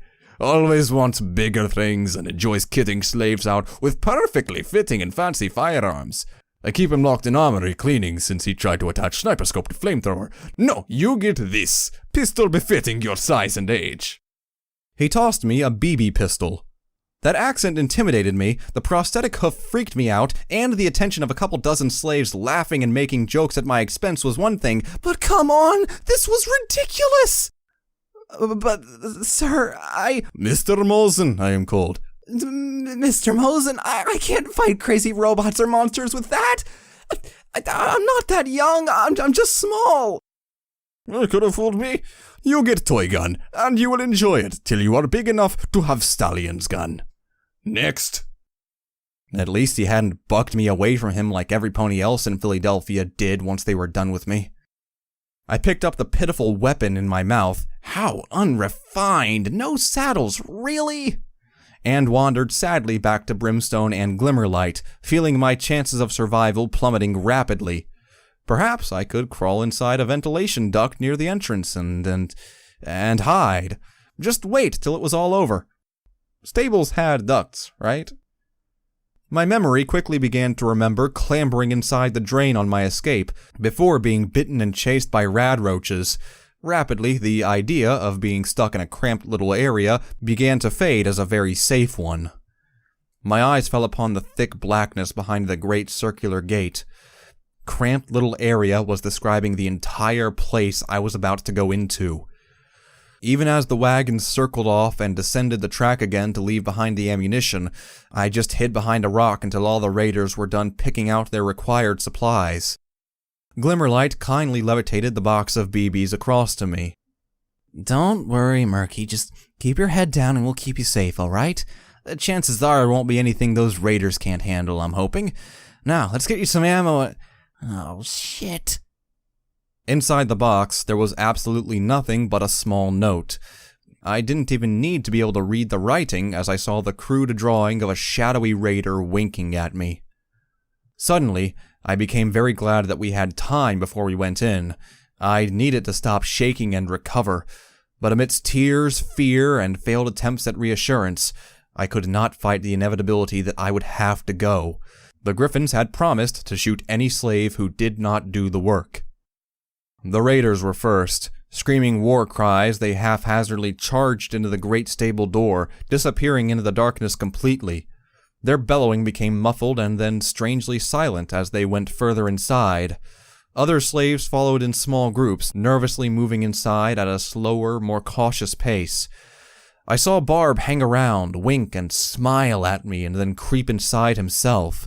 His dull colors led him to vanish from view almost immediately, leaving just the three of us, or rather just me, as Glimmerlight and Brimstone attempted to help nudge me along by going first. I was alone, certain death behind me, and the horrible past of Equestria before me. I was still crying as I gulped, shakily stepped forward, and moved into the darkness of times long gone. Gray. The first few seconds inside were nothing but a sudden shock of stark terror pounding throughout my body. The stories had been right. All that was inside was a thick and horrifying darkness. It surrounded me, suffocating. If I hadn't been too scared to make a sound in the cloying dark, I would have screamed. But quickly my eyes began to adjust to the darkness. Feeling weak, gasping for air in the musty atmosphere of a place long sealed away, I tried to stay calm. It wasn't working. I'd experienced small, hidden holes all my life, crawled through ducts, and even went into an underground bunker just a small portion of a day ago. But that was all temporary, and I knew it was still near ground level. I'd always known what lay just outside of whatever hole I'd crawled into. My place had been decided, an eternal place by my master's side. This was different. A warm air, the polar opposite to the wasteland I'd left and in some way lived in all my life, set my coat to sweat beneath my thick fleece almost immediately. Even before details began to form in my vision, I could smell things, rotting and dusty, chemical and utterly alien. Any small surface I could glimpse was that same gunmetal gray, every railing, wall, control panel, just gray. My ears found a whole new range of sounds to pick up, from dull electronic humming, crackling static, and sparkling magical flares from control panels on each wall somewhere. If it weren't for the dead blackness, I might have mistaken it for still being fully functional. My hooves, so used to debris and unsteady surfaces, felt unsure on the smooth metal panels below me. And though I valued an ability to see well in the dark to escape bigger ponies, even my eyesight felt dulled to the point I could see very little in even this entrance hallway. Wires hung from the ceiling through vents that had corroded apart over the long years like cobwebs. Or were they cobwebs? I couldn't tell. A whole new level of panic overtook me. My legs froze on the spot as the feeling of wandering into the failed past hit home. What was it like to live here? For that huge door to seal shut and forever trap you in the servitude of survival in a small home like this. To never see the sky, even if covered in clouds. To have nothing to shoot for, to escape from. To forever be bound to one little place for your entire life. The thought sent shivers down every nerve I owned, as for the first time, I realized why Little Pip, the stable dweller, had fought so hard for her freedom. She knew what it was like to be trapped. That sense of entrapment must have been what drove her to escape from being like a trapped bird. Very quickly, panic began to set in, and I imagined the door shutting behind me, of it rolling down from that great hinge and marking a new level of confinement for my life. That if I went any further, this stable would just swallow me whole into an inescapable prison. Murderous cries echoed in the air between corridors as the raiders whooped and stormed down every one of them.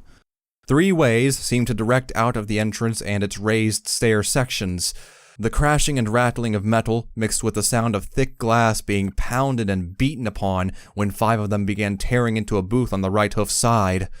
The remainder began rushing, pushing other slaves out of the way as the group fought for space and purchase in this cramped entry hallway. Ponies ran every side of me, knocking me against railings I couldn't see, and I felt wires brushing like scratching tentacles against my mane. There wasn't any space. My vision finally began to adjust even as we were swept up in the madness of the stable raid. With no chance to investigate the area properly, I was knocked around, dragged with the crowd into the cramped metal rooms, and pulled inexorably deeper into the past. I saw the colossal gears on the room from the interior side of the great door above me coated in rust and grease disappear as I was forced to keep up or be run down.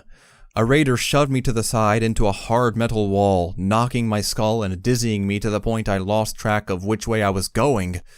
Harsh metal steps and walls surrounded me on all sides. Solid roofs and floors of the exact same panel design led my sense of direction to disappear amongst a whirlwind of activity of everyone trying to find the best loot. A dark metal nightmare, where I could do nothing but collapse to the ground and scream and shout and beg for them to stop and try to find somewhere to hide and what? Think? If I thought about all this being some pony's home in the past...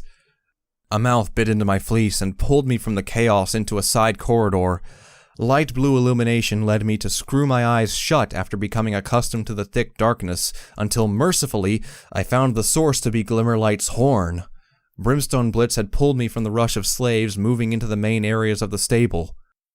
They're gonna set off every trap and unsafe area in this entire place at that rate. muttered Glimmer as she stared down the thin side corridor that the main rush had utterly ignored. Like I said, stick with us. We'll lay low and go for the repair bays. Always some good stuff in there, and usually much less dangerous than the primary atrium and living areas. I shrank against the wall, seeking solace in the cold metal to give me something solid to anchor on, yet it throbbed under the surface with a subtle power that quickly led me to stick closer to Glimmerlight instead. Was this place alive? More and more I was getting the impression that stables were entirely aware of those ponies hidden within them, or those intruding upon the relics they had steadfastly protected for centuries. Murky, you alright? Everything just felt wrong here. Something had ruined this place. All those rocks outside, why had they covered the entrance? The door had been locked up, why? Hey, Murky. I didn't want to know. I'd been dragged through the stable since I'd wandered in. Had I traveled straight? Did they pull me around a corner? Which way was it back to the door? This was too much. Murky. Just too much. I dropped against the floor, curling up as I numbly felt some pony, Glimmer, shaking me and calling my name. But I didn't want to face it anymore. I just wanted to close my eyes and pretend none of it existed. I couldn't see, I couldn't hear over it all. Every sight and smell down here was unreal and born of a past I feared. I wanted out, now. Amongst the clacking of hooves on metal floors, screaming raiders, and crashing sounds of mad looting, I just fell into my most basic reaction and cried. Even while I felt Glimmerlight's hoof stroking my mane trying to help, I just curled up tighter. We're here, Murky. I shuddered. Too much. Just too much. Lying on the ground, fearfully peeping out between my hooves, I saw that the stable was constructed of matching components. Every 20 feet or so, the wall patterns repeated, like it had been constructed modularly. Stairs leading up and down broke away at intervals, while huge metal doors filled with warning symbols stood guard over their contents. I was wrong. This wasn't a dark void of nothing. It was a preserved and quickly rotting corpse of metal. Foul water leaked from pipes into corners and downstairs, while occasional rattles of doors trying to open on failed pistons gave an annoyingly regular metallic noise to the entire facility. And that was just one corridor. Under Glimmer's reassurances, I'd somewhat shakily pulled myself to my hooves, following the pair. To say the lights had come on was something of an overstatement. Vision went only as far as the buzzing lighting units functioned, and the majority had failed. Where before there was a black void, there was now a hazy yellow glow that flickered and died more often than it was actually on. Combined with the red rust and dull gray, it provided a necrotic atmosphere to this place. What had obviously once been sterile had been worn down over time into looking like it had been made from scrapyard materials. A screeching and agonized scream cut the air. Whimpering, I fell flat to the floor. The pair with me tore their guns out and aimed in either direction. The screaming kept going, distant and horrifying. It was like the old dwellers were still screaming in the stable that had become their tomb. Glimmerlight took a shaky breath and glanced sideways at Brimstone. Brim, what the hell was that? The noises of the raiders had dulled down somewhat. Without warning, it came again. This time it sounded hurt, then louder and higher, mixed with begging and pitiful wailing. Brimstone's eyes closed as he listened, before shaking his head slowly. Something that makes me glad we came this way. Let's just get some stuff and get the hell out. Quietly. Without a word, we moved on, Brimstone and Glimmerlight keeping their firearms handy. For the next 10 minutes, we wound through corridor after corridor, trying doors that seemed inoperable. Careful trotting took us around exposed power panels in the floor, while an odd little river coming from upstairs let warm water wash around our hooves before it disappeared into the lower levels. Glancing down the staircase showed that the level below held no light to see the destination of the stream. Still shaking and struggling to control myself, I moved on and spotted Glimmerlight and Brimstone pass around a corner. It was intersected with 2 windows so filthy and covered in dust that we couldn't see even the inside of whatever room it was. Think that's the canteen? You've been in more stables than me. The big pony narrowed his eyes and scratched his mane with a hoof. No, but something isn't right. I've been in 4 stables. Every one of them had the same rough layout in some way. This one isn't following that. I'm not sure what this is. I hadn't been in any stables to know. Letting my thoughts drift back to the ghoul community in the crater, I tried to remind myself that that bunker hadn't been any different. No, it had. That was a bunker designed to shelter and continue medical work. It wasn't a home, a place of memories. But then neither had this place been so far. Horrid, rusting corridors and dirty windows. Where were the skeletons? Where were the abandoned toys and old beds? Leaning forward and hopping up on my hind legs, I wiped the dust from the window, peering in as I cleaned it to get a better sense of where we were. Maybe it would have some rataway for me to take. With a howling scream, the blood-caked face rattled against the window right in front of my nose. Screaming till my throat was hoarse, my fleeing was stopped only by running into the brick wall that was Brimstone Blitz. Not again! No, I'd had enough of ghouls! I heard the laughter a few seconds afterwards as the door from down the hallways slid open and 4 of the raiders tumbled out, almost crying with laughter. Just see his face, mate. What a fucking riot. Good spot hearing them coming, knife. The 3rd raider had smeared blood over his own face from a shallow wound. Going by his bloodied axe, I wondered if he had done it himself. I lay on the ground, tears streaming down my face and hyperventilating as I saw Glimmerlight step toward them. Oh, just piss off, you lot! This is hard enough without you all screwing around! The 4 of them just laughed all the harder, stepping just close enough to make a point, but, I observed, not so close that they'd be within reach of Brimstone.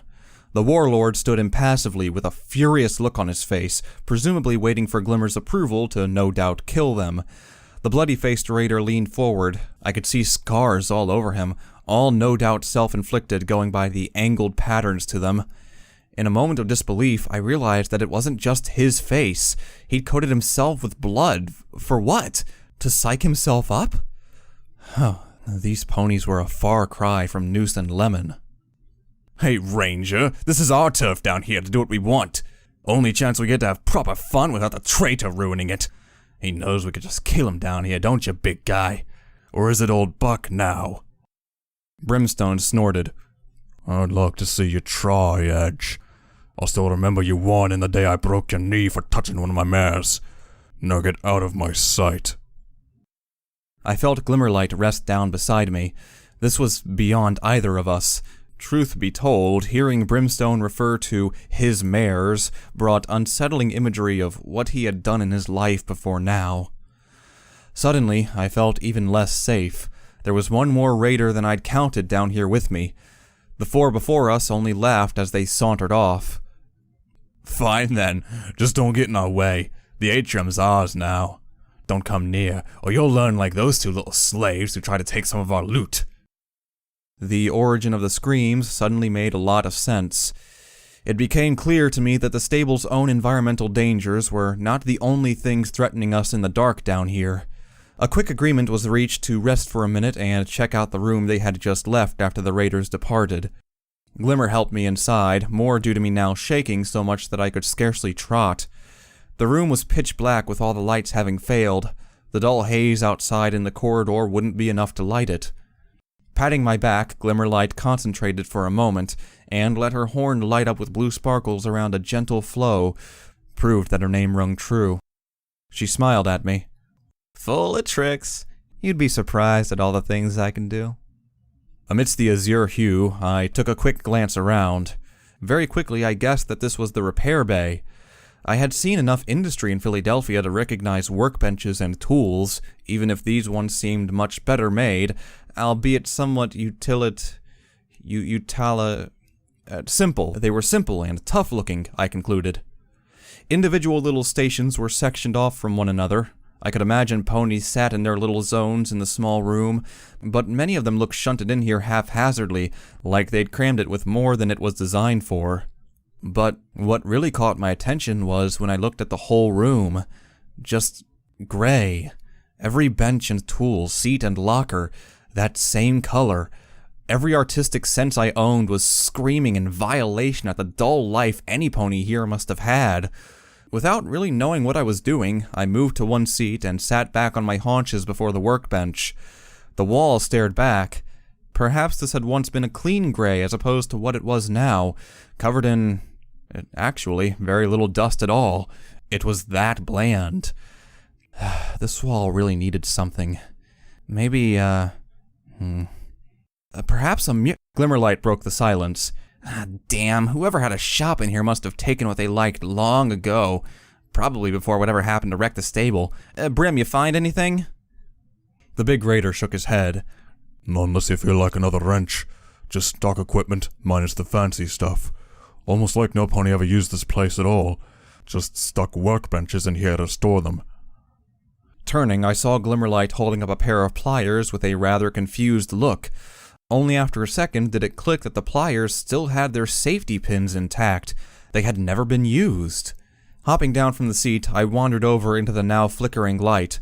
Glimmer let out a breath, swore quietly, and let it die. The all-encompassing dark took over the moment her spell ended. Well, I never claimed to be an expert at long-term magic. Any pony got ideas on how to solve this? I did. Almost as quickly as I heard Brimstone about to mention it, I began feeling around in my saddlebag for one of the two prized possessions I carried, Sundial's Pip-Buck. One hoof of a button later and we had a dull green flicker to see by. There was something odd about drawing it here, until I realized the Pip-Buck casing was that same shade of gray too. Brimstone nodded with approval, and he began bending the locker doors off their hinges to check their contents. But Glimmerlight stood almost in shock. She held various tools in her magic field, contrasting oddly with the green light of my Pip-Buck.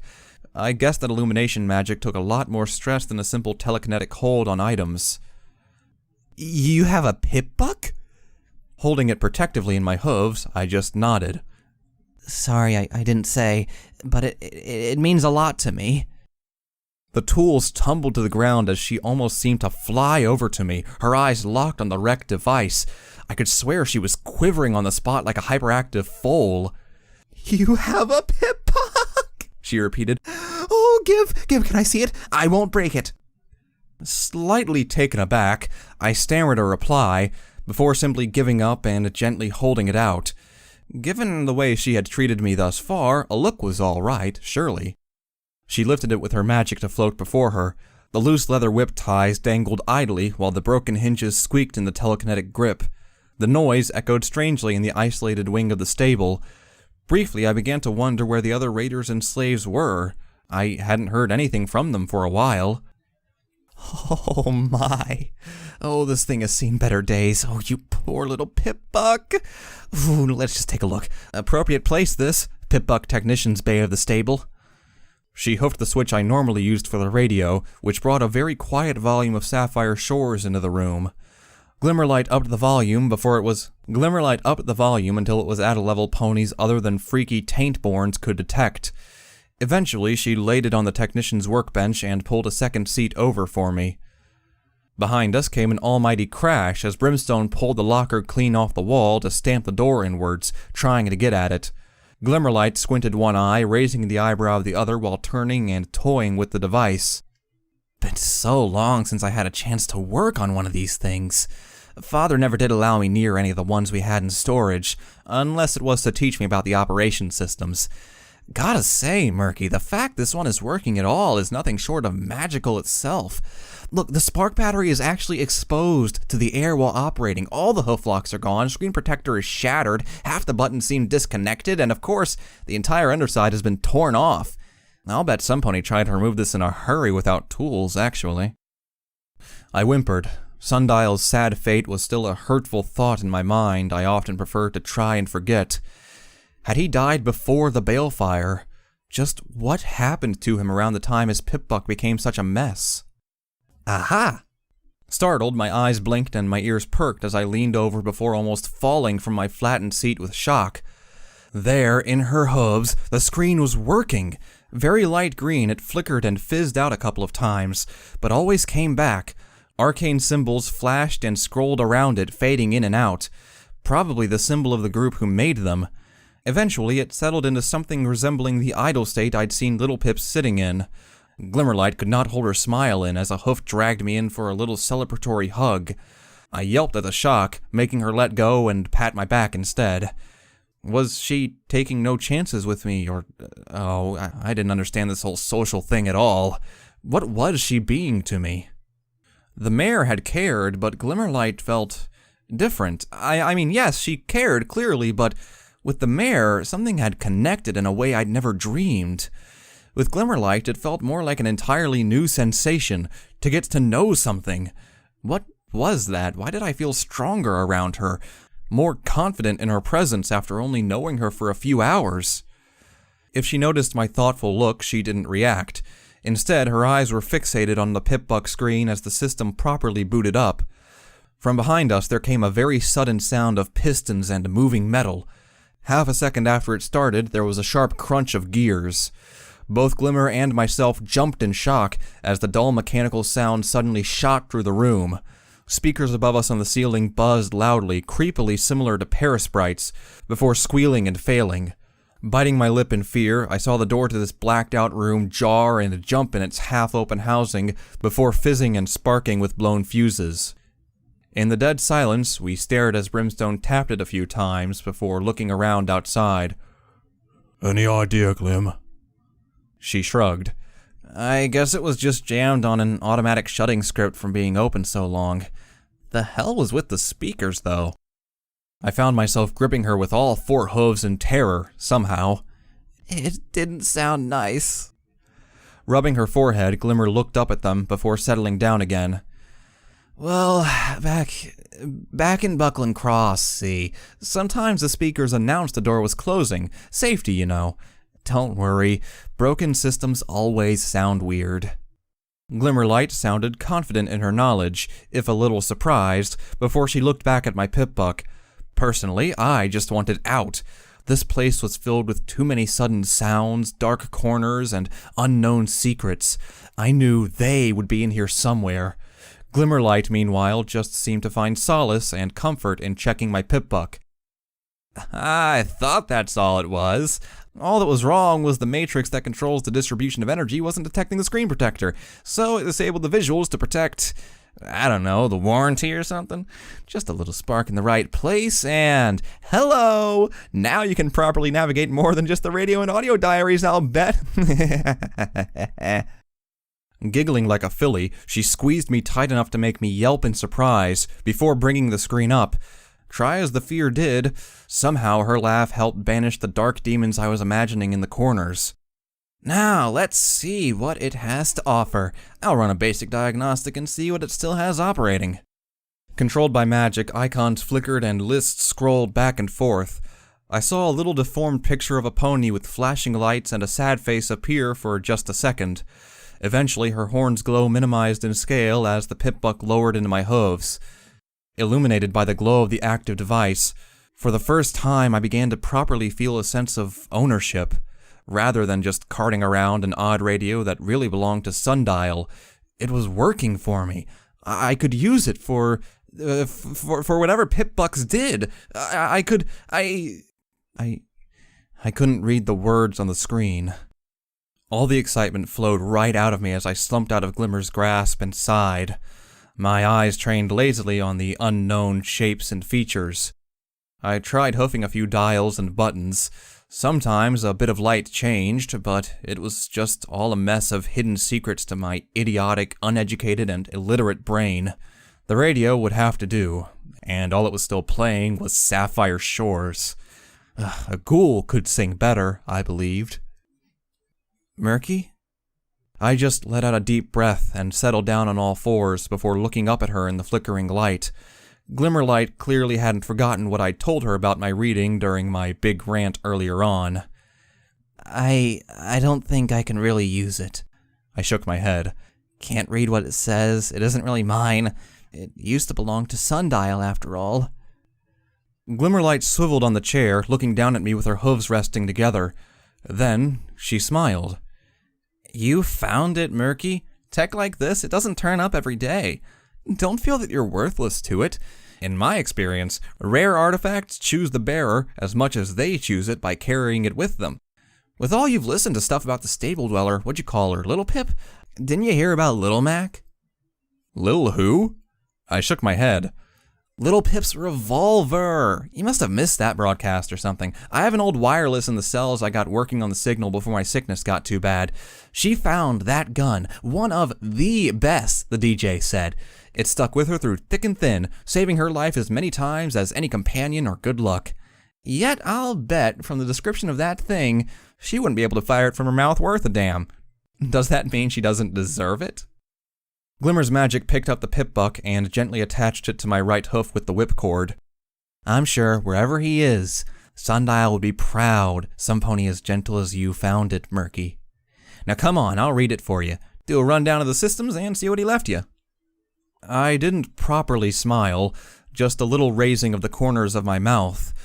When had I last really smiled? When I caught out the Magister by taking his guns battery? The helter-skelter? Little Pip's escape?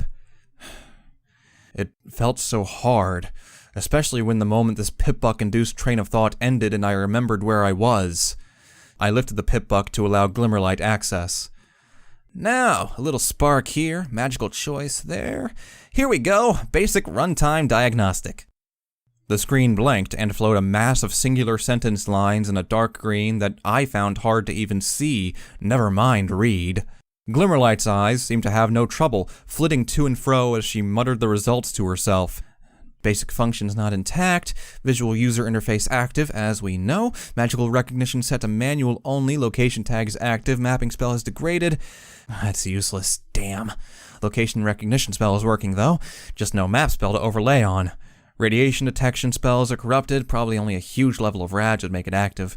On full volume, at least it'll be a hell of a warning. Backlight on screen, oddly active, even though the screen wasn't. Spell fluctuating though, probably doesn't stay constant. Her voice was leveling, losing her confidence and spark as she became a fast-talking monotone, following line after line of code, text, and symbols. Medical detection spells are completely gone, stripped out in fact. Organization spells gone too. Add-on port seems intact, maybe not too reliable though, it's rusted through. EFS is just gone, somebody took the gem that powers it, cheeky thieving bastard. Radio is active, as you know. Sats has one charge left, best save it for somebody who really deserves a good bucking. Why didn't those logs list all combat utility spells together, by the way? Wouldn't that be easier? Poor show stable tech, just why not?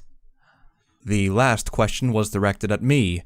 I could do naught but shrug, and mentally wonder if she felt the same way about it as I did about a lack of safety railings. An unbelievably petty yet also important and easy to miss little thing that... There it was again. That strange feeling in my heart. One that felt like I should understand it more, when I felt like I related to that weird little pet peeve of hers. I even realized I was briefly smiling. Maybe she'd understand mine, too, if I ever brought it up. Sharing it might even be... fun. Shaking my head, confused and bewildered by the strange mixture of excitement and comfort, I began to realize something in my distraction. Where had the noises gone? I could hear the occasional shout now, far off and deadened by the thick walls of the stable. They could be in the next room across, and I'd not be able to hear them properly. That thought struck me. I was lost in a stable, with raiders, in complete blackness. Oh, goddesses. Glimmerlight tapped my head, waking me from my stupor staring into the darkness. Hey, I told you, none of that thinking about pre-war business, alright? I'll start telling you raunchy stories about my first wasteland bar crawl to distract you if I have to. But here's something interesting to take your attention. You said this thing had diaries. There aren't any listed in the logs. They might be encrypted, but you accessed them. How? I didn't. It just, it beeped. Glimmer sat back on her haunches again, tapping a hoof on her chin in deep thought. Where were you? Anywhere near magic sources that might set it off by accident? No, just on a control tower, a helter-skelter, and then in a bunker below the crater. We sat in silence, staring at the curious device. I could only pretend I had an idea of what to ponder on. I watched Brimstone pulling old magazines on mechanics out of the lockers and stuffing them into his rather large saddlebags. Anything worth something went in. Glimmerlight muttered as she thought, her hoof tapping on the workbench as though she'd lived here all her life. Perhaps it was familiar to her. I'd heard Steel Rangers used stables as bases. Had she once experienced life in a powered stable? What had Little Pip done in hers? Probably a security mare if she could fight that well. No sitting around in the dark for that action, filly. That brought a smile to my face to help combat the terror, to imagine her here with me, giving me a tour of her home. Maybe I'd have a room to myself, with a double bed. What were rooms in stables like? I sighed. They were probably gray and very cramped. The thought of being sealed down here No. Not thinking about it. No thinking about pre-war. That's a route to mental breakdown if I let myself think on it down here. Aha! Location! Glimmerlight shouted suddenly, her hoof shooting in the air. She seemed to shuffle on the spot in delight, like a small dance of celebration. Huh? You were up high, then down low. I see it now. Oh, your sundial's a sneaky one, Murky. He set the diary to react to the Pip-Buck's locator spell when height from sea level changed dramatically up or down. That way, he would know that the Pip-Buck could only play its contents if taken and moved, rather than just being handled accidentally or tumbling about over the years on the ground. It's why it didn't go off in here, because we haven't gone up or down levels yet. If we go down far enough, we'd probably get another one to activate. She grinned widely, leaning on the desk with a triumphant look. It was so he could assure some pony would have it when his messages began. Wow, I need to remember that one. Clever little buck. My appreciation of Sundial knew no bounds as I looked at the glowing Pip-Buck on my leg. He'd done something to ensure some pony. I would only hear it when I'd proven that I wanted to keep it and travel with it. The system wasn't flawless, but it made sense. Perhaps in the end, the Pip-Buck was meant for me after all. I'd carried it through misery on the control tower, false happiness upon the helter-skelter, taken it into a desperate escape, and kept it through a horrid encounter in the crater in just a few short days. I'd kept it with me, wearing it and protecting it in return for the moments of peace it allowed my fractured mind. Sundial's messages had been meant for some pony like me. Now I saw what Glimmerlight had meant, that items of significance had a way of finding the pony they were supposed to be with. This was my own Pip-Buck now. Trapped in forced labor to go into a dead stable, that was at least something I could hold close and take strength in. Spending time flicking through my Pip-Buck's various pages with the buttons, I awaited Glimmerlight and Brimstone to finish their investigation of the room. Technically, I could have helped, but frankly, they would get on better without me freaking out if I found something upsetting. No, better to sit in the corner and be a light source for the pair when they needed it. Their efforts were not particularly fruitful, finding basic tools that were worth nothing alongside empty containers meant for Pip-Buck tool spares, but apparently they had either been taken already or never been filled. As much as I tried not to, I couldn't help but wonder why a stable's Pip-Buck tech bay was so under-supported. Didn't every stable dweller have a Pip-Buck? For that matter, where were the dwellers? Had they all escaped decades ago? Perhaps that was all that was wrong. The stable had failed, so they left and lived happy lives in the wastes with no pain and... Yeah, I wasn't fooling any pony. This place was going to be messed up. It couldn't have gotten this wrecked without some... event. Yes, I knew I'd find something. No stable ever comes without some pony wanting to talk.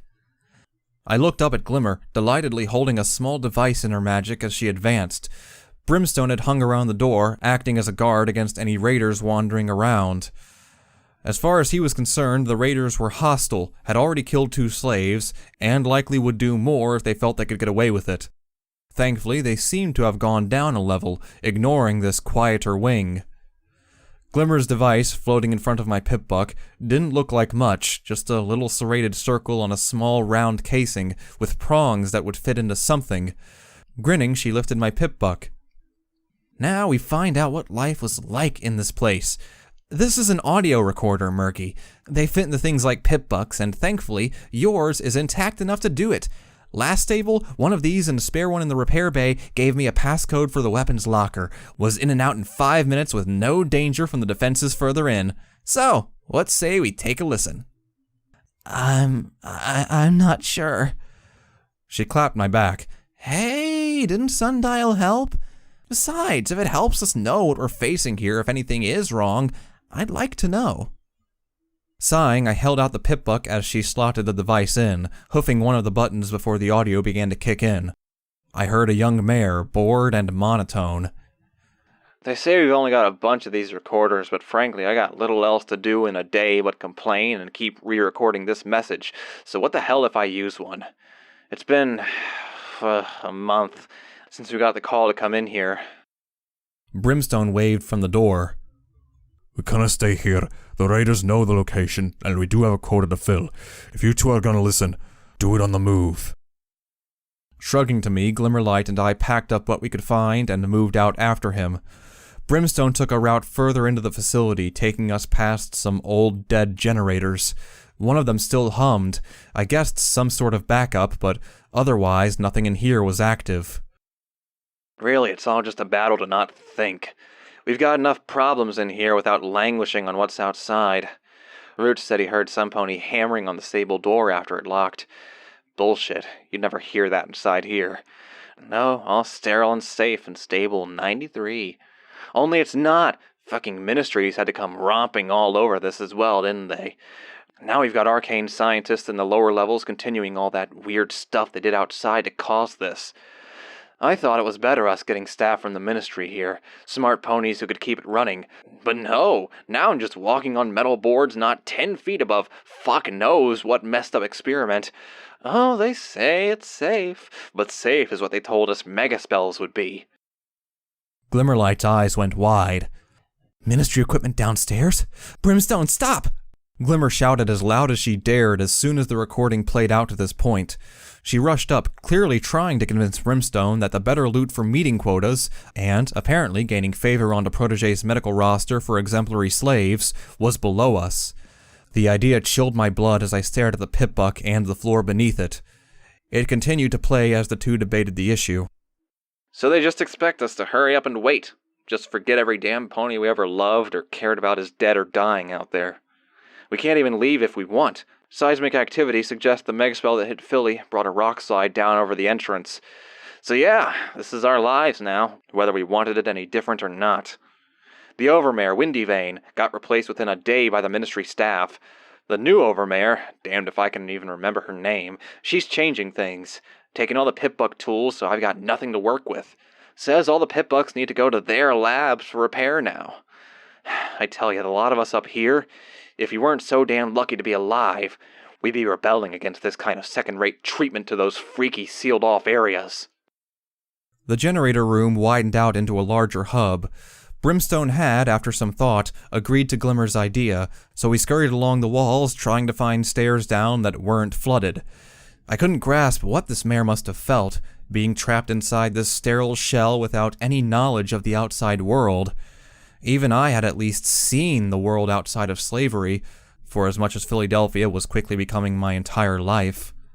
It occurred to me that comparing my life to theirs was only a way to try and distract myself from the current situation. That wasn't a good path of thought to take. Well, back to sitting around reading the same porn mag for the 4th time today, and trying to work out why in the fuck the PA system keeps shorting out. Peace out, random future listeners. Oh, wait, peace failed. Happy, stable life. The pip-buck audio tape clicked to a halt. With a sad look at Glimmerlight, I ejected it from my pip-buck and let it just drop into my bag. Only after glancing back up did I find the pair muttering between themselves. Look, I know this place is different, but every staircase to the sub-levels is flooded. If we're going down, we'll have to go to an entirely different area. Glenn, the only other way is the atrium. Where the others went, we're not going by the raiders. The purple-haired unicorn sighed, rolling her eyes and clearly eager for the long-term benefit this could bring. You're their warlord. Even if you don't rank it anymore, they fear you. Tap into that raider side of you to get us past. Give them a good talking— Glimmerlight! I squeaked, only resuming watching after I poked my head out from behind the nearby generator. I will not take you and Merc, 2 recently sick ponies, through a raider base, however temporary. To my amazement, Glimmerlight didn't back down. What would you prefer? Being shot for not meeting quota because this entire wing has been stripped by some crazy arcane scientist 200 years ago? Brim, we need to get down there before them. Brimstone stopped and glared at her. Glimmer's back was to me, but I could only remember him saying how I had once looked like her when trying to convince him. Whatever it was she did with her expression, something must have gotten through to the big raider. With a mutter and a snort, Brimstone moved past us and began leading the way back to the main corridor the 4 raiders had gone down. Glimmerlight fell in step, indicating me to trot beside her. In those minutes trotting, I couldn't bear the silence. Glimmer? What do you think we'll find down there? I only heard stables were bad, and... Don't think about it, Murky. She tried to smile at me, but the oppressive atmosphere and her clear concentration lost much of her calming allure. That message would have been overwritten if the stable had survived very long. I doubt they'd have had a chance to finish anything, okay?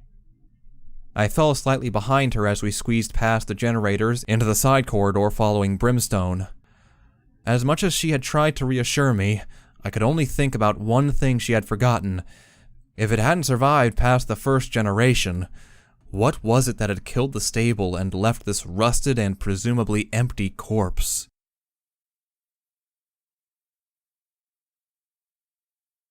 If the atrium was to give any indication, it wouldn't be able to any longer.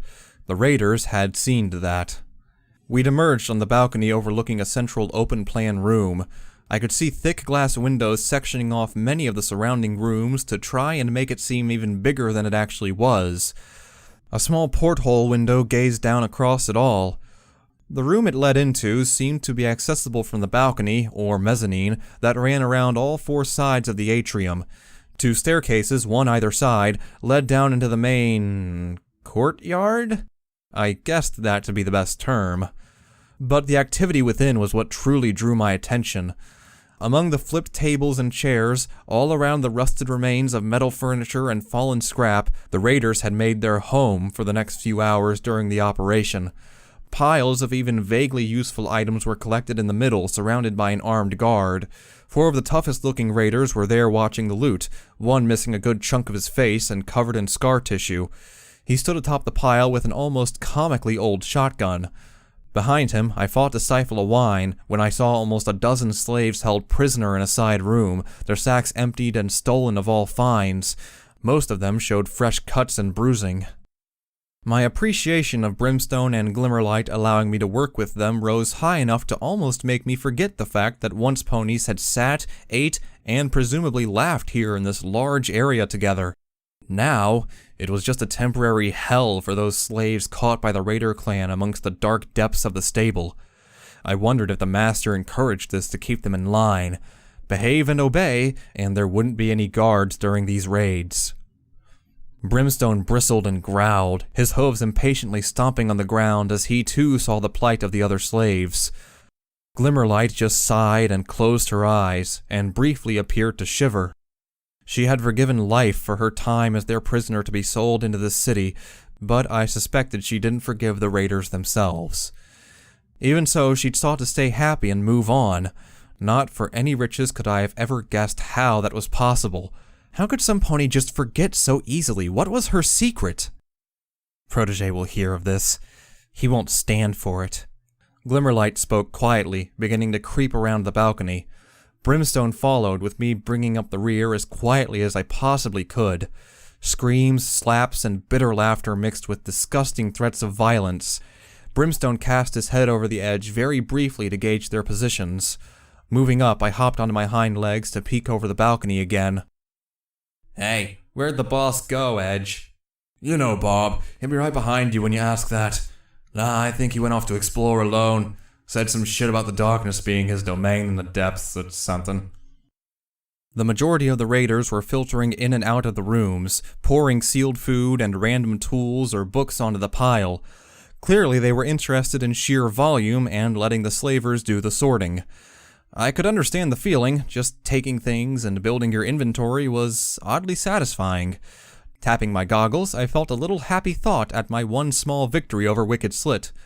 Below me, the raiders spoke again. Why is he going down there, then? Shit, I don't know. He's the boss. Said he had to remind some pony of a deal or something. Oh, crap. Look, just get his stuff done before he comes back. You saw what he did to those other two, right? You want the same? He pointed his hoof across. Naturally, my eyes followed long before I even thought about what I was doing. Seconds later, I swiveled back on the balcony, desperately trying to not throw up, and failing. Nothing came out. There was nothing to come out. My stomach, empty and shrinking, heaved and dryly retched. Staggering to the side, tears in my eyes ruined my vision as I fought to get rid of the sight. Barb was, well, messed up. More than that, he was... That's fucked up. Glimmerlight shook her head and voiced the word for me. Taught him too well, muttered Brimstone as he hopped down behind me. Coughing into my leg to try and dull the sound, I caught a look at Brim's eyes. When had he ever looked so old? I'd come to see him as a grown stallion owing to the way he moved and his muscular mass, but the more I saw the weathered life of pain and sadism he'd led reflected in those looks, the more aged he seemed. He had to be at least 60 years old. Half a century of raiding, murder, and strife lay at his hooves. That he had taught ponies to do that. How could ponies do that? I was whining, and I didn't care. He didn't have to. There's no reason. Glimmerlight settled a hoof around me, and she began to lead me toward the nearest staircase, down to sneak past the atrium ground floor and bypass the raiders entirely. Brimstone followed as gently as his colossal weight allowed. Because he can. The wasteland gives us freedom, Merc. Freedom to be better, or freedom to do things no pony would ever dream of. Just because we can. I once heard some pony say he felt the world before had become so twisted and brutal that the wasteland was an improvement. Behind Brimstone there was a dire squeal as two raiders took offense at a slave refusing them. A strangled cry cut through the air. Brimstone visibly had to control himself. If I met that buck now, I'd kill him for being such a fucking idiot.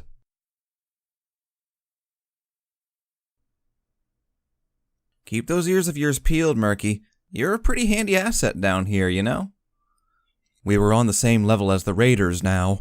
The staircase had led to the back door of the canteen where Glimmerlight and myself were sneaking below the edge of the windows that opened into the atrium. It felt wrong to go closer to the atrium.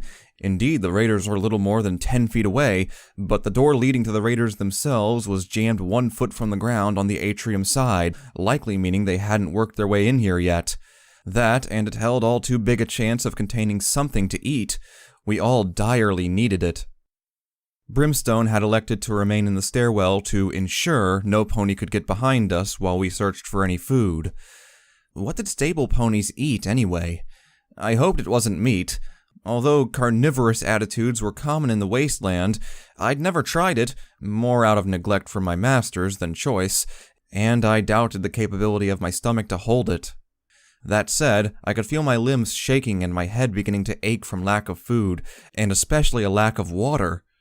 Protégé's apple stew, which had rapidly become an icon of taste in my mind, was so long ago that my throat convulsed dryly at the mere thought of it again. If it came down to it, I might not get much of a choice about trying meat or not, if that was all we found. Hey lads, I got something! Yeah, we got something! The shout had made us freeze on the spot. Cold shivers ran down my back as I tentatively raised my head, trying to use a little awareness of hearing to detect the direction of this discovery. I could hear hooves rushing about, but they were all getting quieter. Relatively pleased that they were heading to the far side of the atrium, I peeked my head up, hoping my dark coat and dull woolen fleece would be camouflage enough. Glimmerlight stayed rested below me, biting her lip with a little worry for those other slaves. What is it? Here, give it here! The majority of the raiders clustered around a small side room of the atrium, one beside the stairs on the far side. Inside it seemed pretty office-like. Perhaps some sort of office. Once again, I felt it was rather obvious I hadn't a clue about stable life. The raiders were throwing a couple of old bags away, knocking captured slaves out of the way, and intimidating others to lift their find out. A pip-buck. Glimmer, take a look. I whispered, lowering my head down so that only my goggle-covered eyes were peeking out above the bottom of the dull window. I had donned the eye protectors a few minutes back for little reason, but somehow I felt more secure with them on, despite the lack of them really doing anything useful. Glimmerlight instead crept along to the door leading out to the canteen and stuck her head under the corner to watch them. One of those hoof things! Shackles gave me a pass for him turning a blind eye last time I brought one in. Yeah, I'm fucking ready with this! Very quickly, I discovered how simply brutal life even as a raider was. He had spoken too quickly, too eagerly, and the reward too loudly. Almost half a dozen raiders leapt on him, tearing at each other to get it. One mare's shriek of "Mine!" almost made me whine from the sheer pitch. Crowding into the small room, I saw the pip-buck yanked back and forth as snarls and curses filled the air. Other raiders crowded nearby, cheering them on. Part of me recognized the chance. Noise cover. I could sneak about quicker and get food and explore, yet I just stayed rock still. They terrified me. Even if I'd wanted, I couldn't move my legs as I felt myself settle higher on the window. Their unrestrained brutality and complete lack of sanity when the bloodlust set simply made me worry too much about doing anything to alert them at all. They saw something they wanted, and they took it. Alright, maybe I did that too sometimes, but they killed for it. Shaking, I couldn't force myself to look away as blood splattered on the dirty window pane of the office they fought in. The pip-buck was almost forgotten as it fell to the ground, but I saw a light shimmer from it as the device activated amongst hooves having crowded over it. One raider leapt for it, the purple glow of the machine casting an odd haze across her as I saw a large stallion begin stamping on her head to get at it. Even over the din, I heard the whine of something on the pip-buck starting up before another louder and shockingly sudden sound screeched and tore its way into my ears. The door of the office slammed down vertically so hard on rusty and creaky gears that it severed the back leg of one pony trapped under it. Silence reigned for as long as it took the raider inside to start howling in pain. The sound barely made it through the thick door. The raiders seemed stunned before they beat at the doorway and glass. Who closed that? Get it open! I'm Barb's next in line, so I get the shiny. I won't a damn thing open! Hey, stop fucking around! Edge is bleeding out! Hurry up! The lights went out. All of them. Darkness once again flooded my vision, and the stable fell into the void. Trapped beneath ground with no light and a horrible, growing whine through every wall and ceiling. Gurgling, hissing, and static flooded my ears as I desperately held them to my head and whimpered. But the volume only increased until my headache soared and thumped. Striking pains ran through my ears as warped and hideously electronic pony voices made shrill cries through broken speakers. Signal detected. Depressurization routine active. The slaves screamed. Raiders swore and battered on the window. I could hear the thumps of them ramming something heavy against it. Threats, curses, and wails mixed with the electronic madness in the airwaves. But I understood so little. All that was left in my vision was the purple glow illuminating the silhouettes of raiders and slaves howling in agony, spasming and jerking like marionettes as they collapsed below the window's height one by one. Screaming, I turned and galloped straight into one of the metal tables, collapsing and crying out as I held my ears down. I couldn't see Glimmerlight. The mass of raiders were moving in a chaotic panic. Under the door, I could see some galloped into the darkness, into the unknown in blind terror. Others frothed and beat on the doors. Even after the sound suddenly ceased, the noises kept ringing in my ears. Even as the lights came back on, and I felt Brimstone Blitz dragging both me and the stunned Glimmerlight away, every joint ached from the muscle-stiffening fear. Even as the raiders continued to shout at one another and throw blame, the office had gone eerily silent. Even as the door opened, no pony dared go in to retrieve the cursed pip-buck.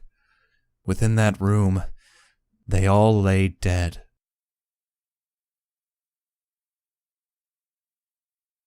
What in the absolute fucking hell was that? Glimmerlight paced in circles around both Brimstone and myself, after magically hurling her saddlebag on the ground in frustration. We had retreated back out of the kitchen, past the stairwell and onto a lower floor to avoid the rightfully enraged raiders. Past a few open doors that we immediately avoided, there was another long hub, like some kind of meeting room. Thick locked doors surrounded us but for one, open into a side room, and the way out again back to the stairwell. Brimstone was standing impassively with that hard and practical thinking look, glancing around us, while Glimmerlight seemed somewhere between fear and bewilderment. Me, I was huddled up and trying to fight the temptation to pull my fleece over my head and pretend I was back in my pigsty until I finally dropped dead of hunger. Fright and shock still clung to my body, and I felt tense and shivery. Warped electronic droning and voices played again and again in my hearing like a spot of light that won't disappear from your eyes no matter how hard you blink. I wanted out so badly. I didn't want to die down here, not like that. Stables are screwed up, but that was like the thing actively went out to kill them. What the hell is this place? What could do that? What did it even do to them? It looked like they couldn't breathe. Brimstone watched her each time she moved around past him, eventually adding his own calmer input. I wondered what he had seen in those 4 other stables. Aye, something just doesn't feel right, even for a dead stable. Somehow I doubt those idiots jumping around caused it. What was it the voice said? I sat up, sniffling, mumbling quietly. My voice was quieter than I could ever remember it, hoarse from screaming. At least I hoped it was from the screaming. I'd only dared bring one of my rataways with me as an emergency. Signal detected. Pressure something. Signal. Glimmerlight stopped dead, bringing a hoof to her chin. Wait, it activated after they turned on that pip-buck. But you turned yours on, and... Our eyes met immediately, gasping almost in tandem as simultaneous dread realization set in. That door back in the pip-buck repair facility. The buzzing speakers before the power shorted in that blacked-out room. My pip-buck reactivating had been tracked and reacted to just as the one in the office had. Only the power loss had saved it. That device on my right hoof, it had almost killed me. It could still kill me. Scrambling, I tried to remember how to switch the power off, but what might make it do something to be tracked again? Oh, goddesses, would separating it from me do that? Turn it off, Glimmer. Turn it off, please. I thrusted at her. It could bring this stable down on us any second. Taking a few quick breaths, Glimmer grabbed my hoof in both of hers as she sat back on her hind legs, sparking up her horn. Clattering on the floor, Brimstone galloped and laid his hoof over it before Glimmer could make any magical contact. He quickly hoofed Glimmerlight back gently, looking back and forth with an unflinchingly serious face. I could see he was beginning to sweat in the oddly hot depths down here. We all were. This place just didn't feel natural. Control yourselves. You're both scared. We fear's getting bigger because of what happened. Think about it, or you're gonna get us killed. The stable detected a pip-buck turning on. What makes you think it kinda detect one turning off as well? I don't know. Glimmer trotted back, running a hoof through her short mane as she tried to keep her head together. Well, it didn't detect us using the audio recorder. It must be tied into when the pip-buck itself does it. The recorders, this type anyway, I think they only draw power, not play through the pip-buck itself. Just don't use the pip-buck. Don't activate anything on it, alright? I was shaking so much my legs were wobbling visibly and led to me having to keep trotting to either side to stay balanced. This stable was more than just a hold of the past now. It was alive, watching and waiting for a signal to pounce. But why? How?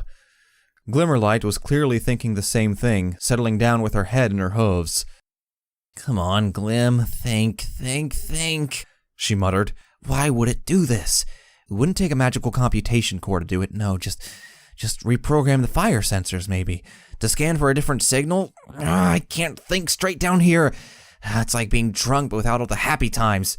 Brim, I don't care what you say about keeping me safe. Minute we get back, I am taking that nice tan buck in the far shop cell, and I'm gonna spend the night with him. I need something after all this. She noted Brimstone's raised eyebrow. He can't stop staring at my flank anyway, she protested, as though justifying. Aye, nothing to do with you lifting your tail by accident when he's around. Glimmerlight rolled her eyes. Hey, I'm trapped in fucking Philadelphia, in case you hadn't noticed. Being happy is a pretty damn rare commodity in slavery. If I get some air flank or buckwork to help the times pass, then I'm going to take it. And that's different from your life outside Philadelphia. How? Brimstone's voice didn't raise once as he deadpanned the line. Glimmerlight startled back slightly, pouting. Well, okay, not much. Look, I'm just annoyed, alright? I tried to get away from the underground bunkers holding back my life, and now another one is trying to kill me. So I'm sorry if I seem a little on edge right now. Her words were cut short as she flinched back and looked sharply behind us. I felt a crawling fear up my spine. I'd heard it too. White noises flooded down the hallways we'd just come from.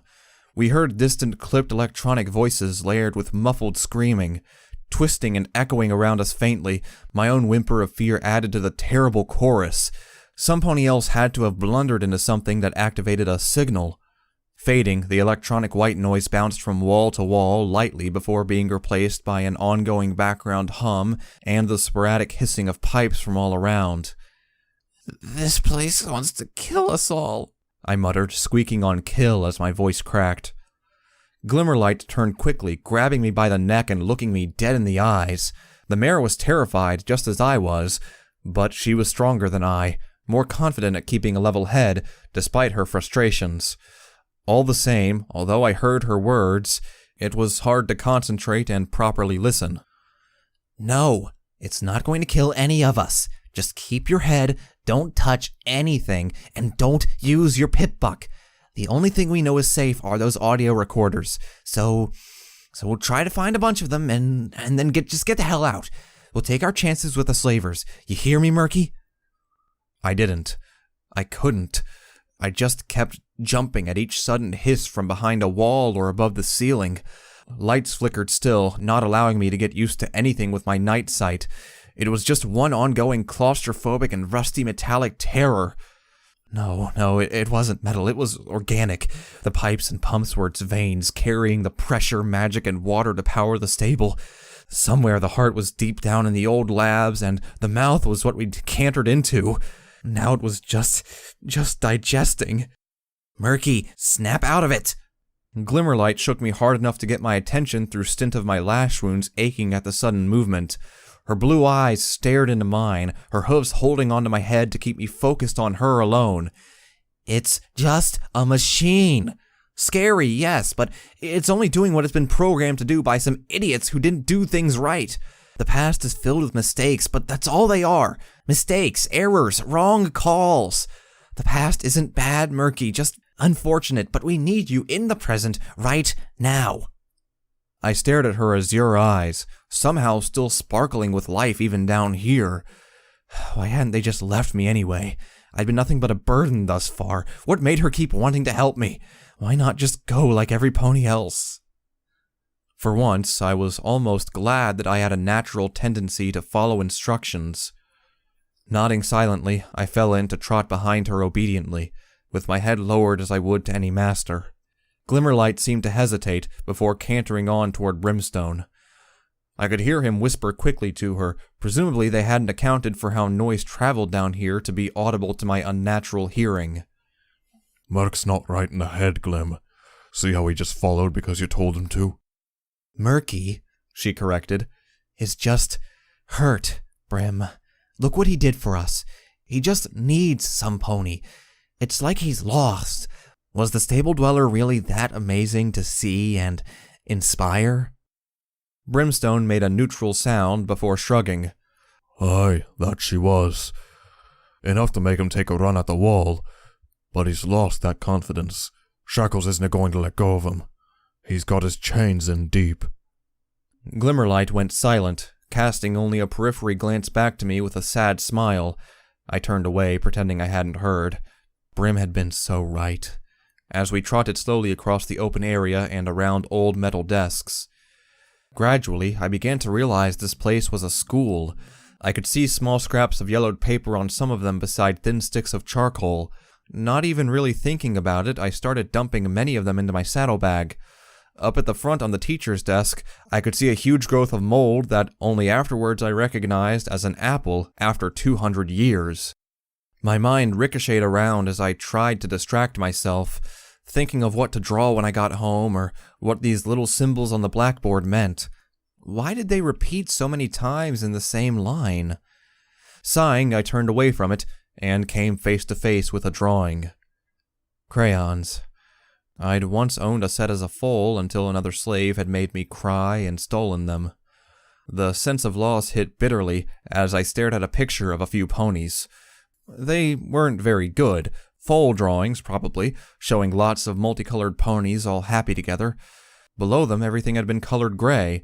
It took a second, but eventually I realized that this was by foals who'd been born after the door was sealed, who had never known for themselves that the ground had been green outside. The first generation who wouldn't know the true green of Equestria for themselves. Sniffing, I peered closer as I heard Glimmerlight and Brimstone begin hauling open desks and searching for, presumably, recorders.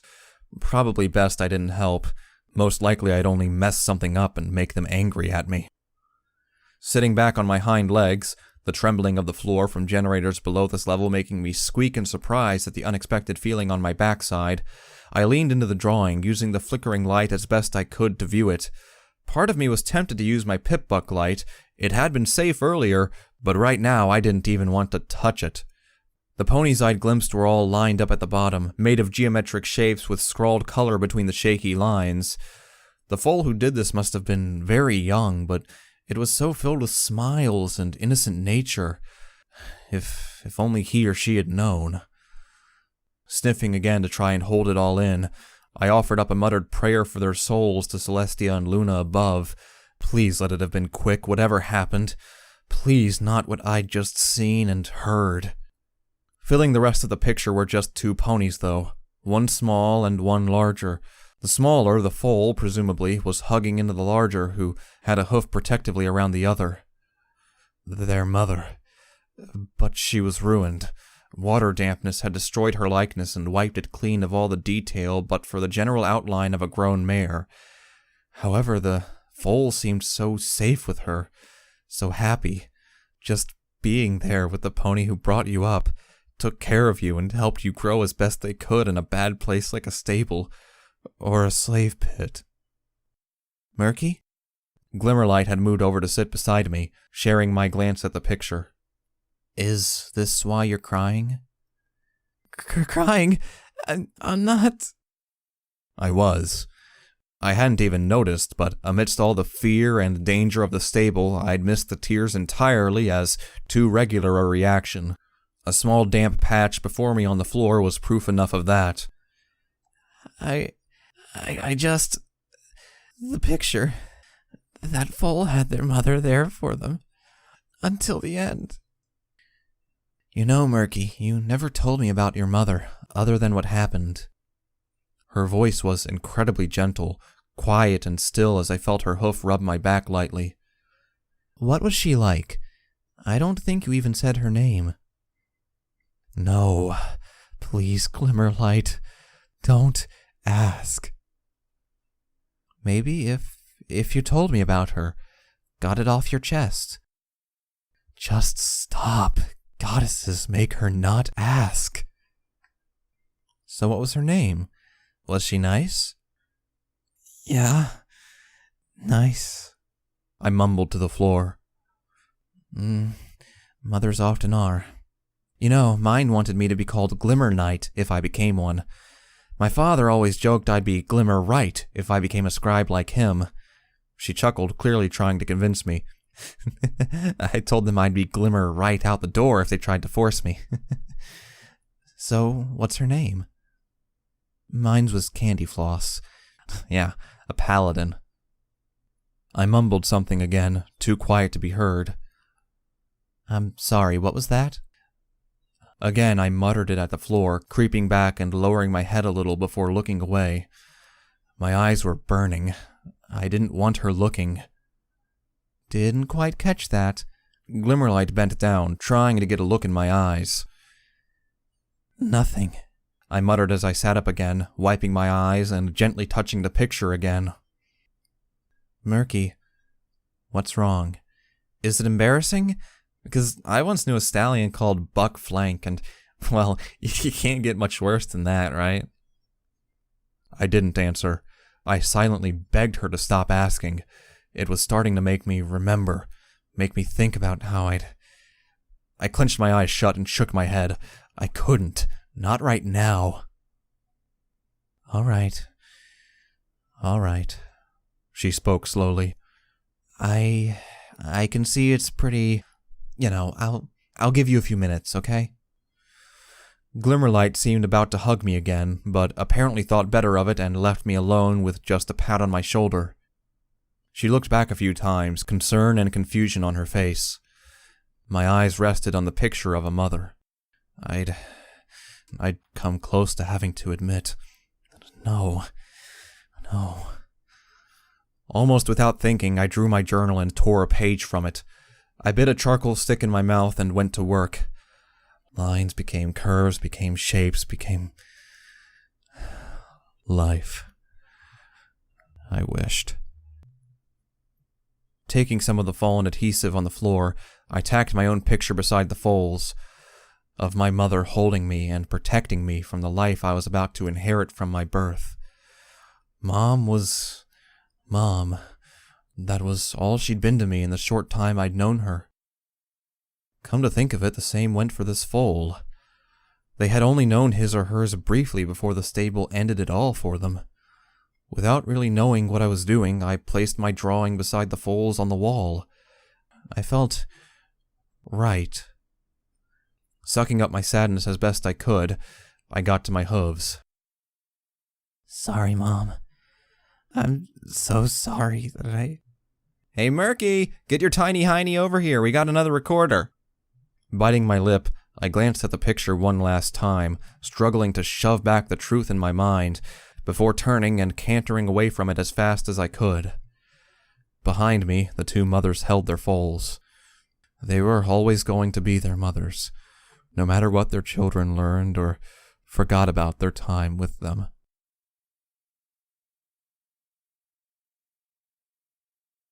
Clenching myself to gallop at top speed, I reached for the recorder button and hoofed it. Beep. All three of us stood and held our breaths, but no alarms or messed up electronic pony voices appeared. It was as silent as the stable could get. That alone terrified me. If there were still 24 slaves and raiders out there, why had they made no noise? Beep. Brimstone had found it in the side room. Wandering in after the pair, I'd found them on a raised section of an odd office, one that had a small set of stairs leading into a lower floor space about 4 feet down from where we were now. The lower level contained moldy couches and a ton of spilled filing cabinets. Most curiously of all, I saw pottery lying either intact or smashed on all the surfaces. We stood on the higher section with a very official-looking desk. Beyond the sofas on the lowered section, there was another small door at the back with a terminal resting on the wall at the side, presumably for locking it.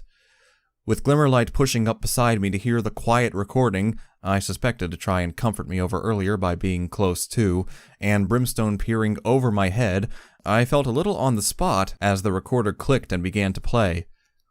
What is that infernal beeping, Sandy Sculpt?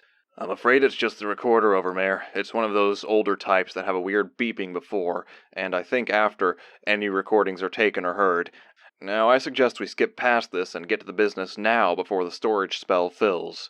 Fine, whatever. Now, look here, mister. I don't care what the inhabitants of the stable say. They are not getting any knowledge of the lab contents. They are secretive under the Act of Ministry Intelligence Safety, as passed by Her Majesty Princess Luna on their formation, so you cannot— Damn the regulations, we're in a stable. Have you seen any zebras around? Every pony is terrified, Overmare. They're beginning to fear you're using them somehow, or creating weapons.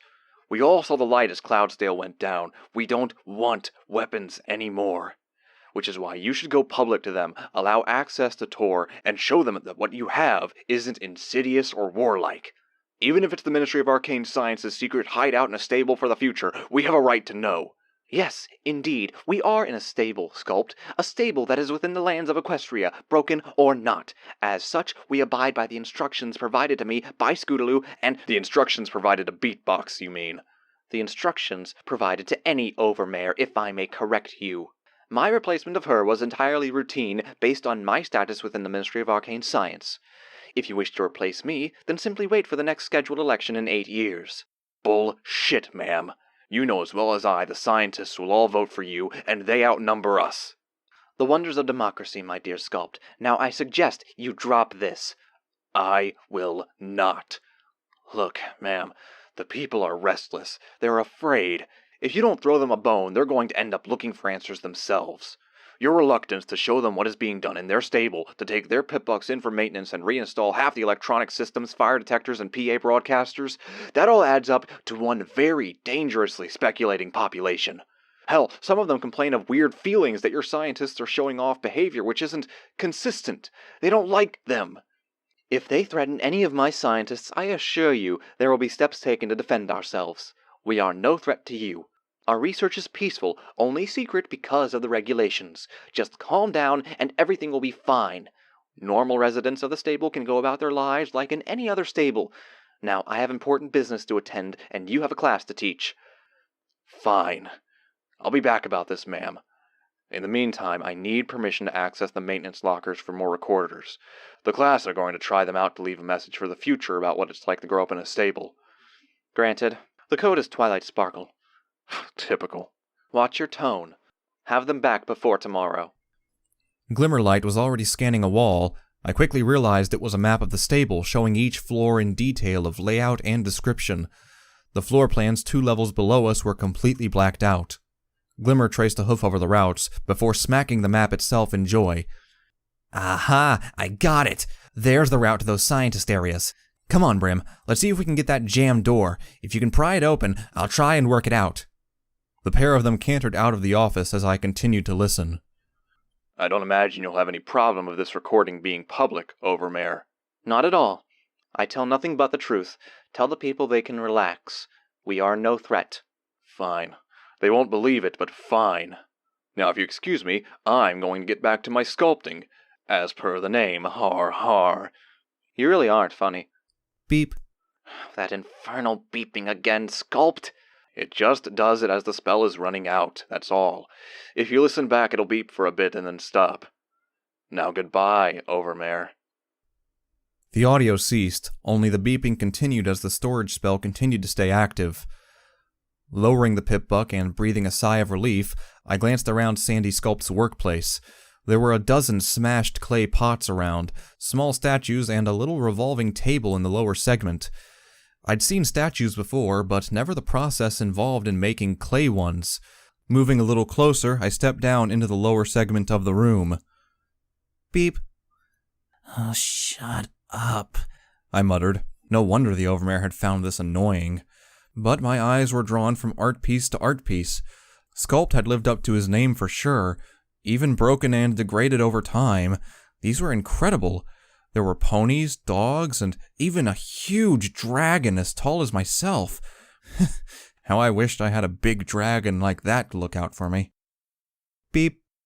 Rolling my eyes, I fought the temptation to smack my Pip-Buck. Idly, I wondered if Protégé would like one of the statues, before picking up a more complete one of a unicorn buck and gently placing it in my bag too. Perhaps that would restore his faith in me, and give us an easy ride after having so much trouble with the haul. Beep. I sighed, willing that recorder to just stop. Snarling as best I could, not very well, I looked down at the recorder. When are you going to stop playing, you stupid piece of... Huh? The recorder had stopped. In fact, it had stopped about a half-minute ago. I felt my face twist in horrified realization. Beep. The Pip-Buck clicked and activated its own internal power source for the speaker. Damn, thought this thing wasn't going to start again. Sundial here. My body reacted before my mind even had time to function. I galloped for the stairs back up to the door, not even hearing myself screaming for Glimmer and Brim. My hooves skittered, fell, and got back up to try and dive for the...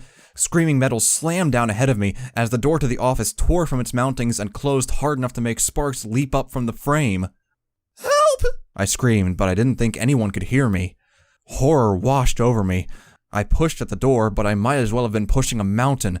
Every muscle in my body felt like it was clamping up in fear, more so when the speaker above the desk hummed, popped, and broke into white noise.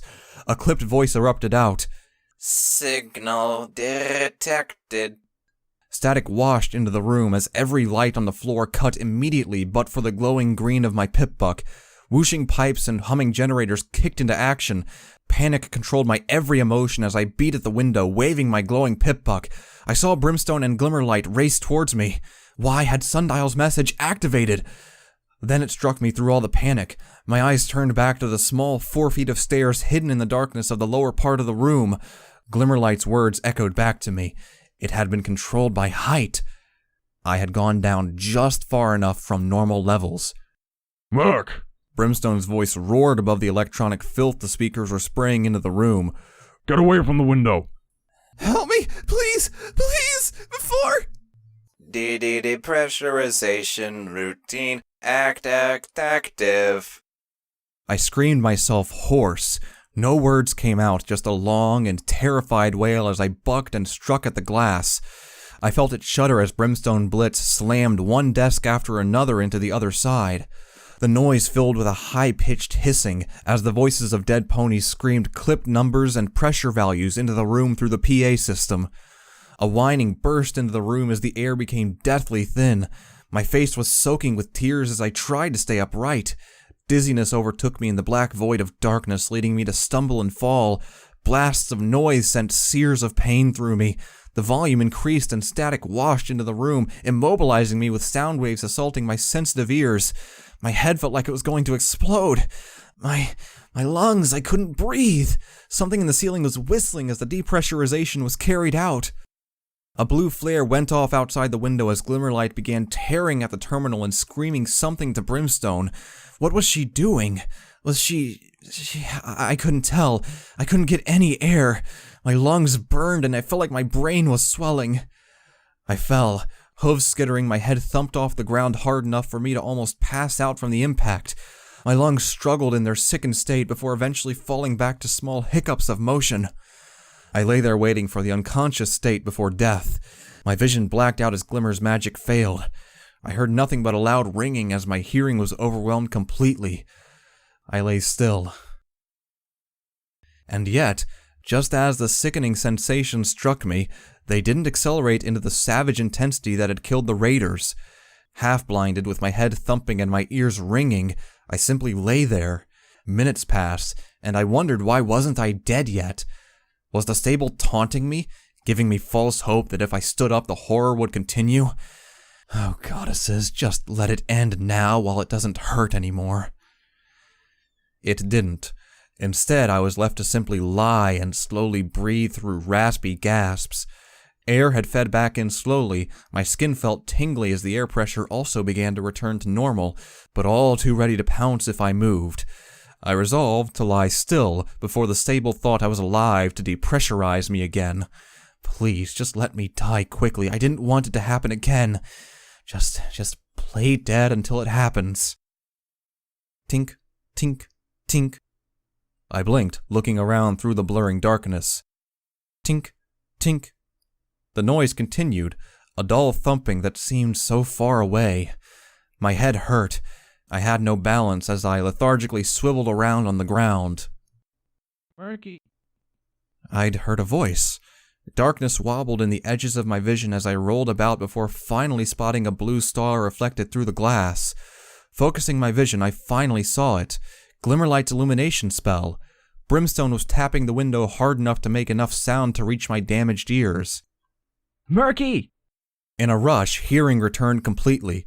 Falling against the fence, I felt every joint scream in pain from the pressure changes and my panicked spasms on the ground. Glimmer? My voice barely squeaked out, sounding far away like I was underwater. A sneaking worry crept in that I'd burst an eardrum from the sudden drop in pressure, evidenced by a constant crackling and painful thump in my right ear. Murky, listen to me quickly. Glimmer, help me? My voice was raw and dry. Her face screwed up with sadness. Behind her, the massive form of Brimstone loomed in the darkness, his harsh looks lit only by her magic. Glimmer's hooves were up on the window, thumping to keep my attention every time I hazed and almost passed out again. I blocked the signals of the depressurization system to the room, Murky. It was in the fire response system, but this door won't open because of the pressure change safety protocols.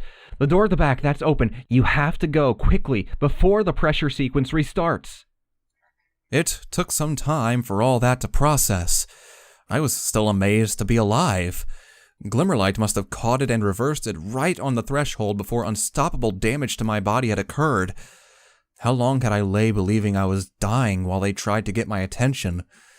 Even so, I felt as sick as I ever had, as my lungs ached from overexertion in the low-air environment, and every inch of skin tingled from whatever low pressure did to a pony. I genuinely wondered what it had done to me. I felt like I'd bathed in acid. Murky, please, you have to go now. I don't know how long this will hold the systems. Glancing back, I saw the pitch-black door leading out into the unknown, an entirely dark corridor behind this one into lower levels. Trembling, I whined, alone in the dark with little hearing. No, I couldn't deal with that. I just couldn't. Not in a stable. I can't, Glimmer. I'm so scared. She was crying. Actually crying as she pressed her face close to the thick glass. I just wanted to lie down and curl up rather than go into the dark on my own, into the past by myself. I know, Murky. I'm sorry. I'm so sorry. We'll try and find you as fast as we can. But you have to be brave. I know you can do it. Everything welled up. I struck both my hooves on the window, clenching my teeth. I couldn't look them in the eye. You don't even know me! I had to fight to not scream in hysterics. My ear was stinging on every noise. I'm not like that! I'm just a cowardly little slave. I don't even know what I've been doing since I failed. The master has me. I only followed Brimstone because he stopped them hurting me, and I thought it was the only route I had left to maybe survive, find others, and I don't know how to be on my own. I can't do this. Pressing my forehead against the glass, I sniffed hard. Small tears fell from my eyes onto the surface, where they trickled down like tiny drops of rain. Glimmerlight didn't let me look away. She thumped the glass hard enough that it likely hurt her hoof. Yes, you can, Murky. Yes, you can. You tried to escape Philadelphia, and you almost made it. Don't listen to all of them. Don't listen to Shackles. You can do it, Murky. You saved my life because you stood up to do it. You took a risk, and it ended up saving Brim, too. You're more than you give yourself credit for. Stomach clenching up, I looked away, eyes closed. I know, it's scary. Hell, Murky, I'd be pissing myself if I didn't have you and Brim around. I will try to find you down there, Murky. Trust me, I will. We're not going to abandon you after what you did for us. Looking up, I saw her face. She forced a smile onto it. I know what it's like to have everything seem to go wrong, for your hopes and dreams to come crashing down. I'm a slave too, remember? But you have to find something to strive for, to keep going for. In the end, I knew the truth. I don't have anything. No, Murky, you do. In that moment, a flare of her magic caught my attention as I looked up and into the loving eyes of my mother, holding me as a foal and assuring me it would all be fine. Memories flooded back to me as I witnessed the picture I'd drawn not 10 minutes ago. The slaves had shoved me around and hurt my wings by pulling feathers. My masters had whipped me for being too weak to pull the carts. But at the end of the day, there was always my mother waiting there, holding me gently and softly singing me to sleep. I staggered back as it all weighed down, before falling forward onto the glass, my eyes locked on the picture. I missed her. Truly missed her. I wanted to go back to my mother so badly. More than anything, I just wanted to see her again. Forget Little Pip and everyone else. If I could just hug my mom one more time and Let her know I was alive. That her little Murky number 7 was still fighting for that freedom she dreamed he might have. Glimmerlight softly pressed her hoof over where mine was. It's going to be hard, Murky. Scary, dangerous, but never forget she's waiting for you. I've heard you talk, watched you cry, and listened as Brimstone told me what you've done, about your sickness and everything else. You've been through so much. No wonder you're at wit's end. It won't be easy, but you need to keep going, Murky. Never, ever forget. She's out there waiting for you. There was a pause as it all finally sunk in. Like a tiny light in the dark, it was something for me to reach out for. Something to hold. Something. That's all I needed. I'll try. That's all slaves like us can ever do, Murky. We'll come for you. I promise. Shivering, I nodded and turned my head to look behind me at the thick black and gray beyond the back door. Terror clenched my heart, my ear was barely working, and every joint ached. Trotting backwards, I finally turned fully to the door and stood before it. With one last longing glance backwards, I moved on. As I disappeared into the black, I heard Glimmerlight's parting words with my one good ear. I've not known you for more than a few hours, but we're going to stick together, all of us. We need to in our kind of life. Take confidence in your friends, Murky. You've got some at last. We will find you. Good luck. That was what I'd been missing. The thing that gave anyone the confidence to carry on. It was knowing someone else believed in you, even if you didn't believe in yourself.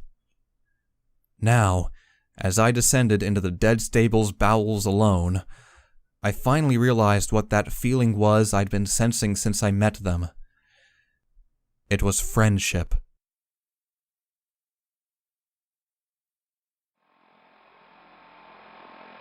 Footnote. Perk attained. Confidence boost. When you can't go it any longer, take strength in those around you to help bring that hidden courage of yours out to shine. You gain +1 to charisma.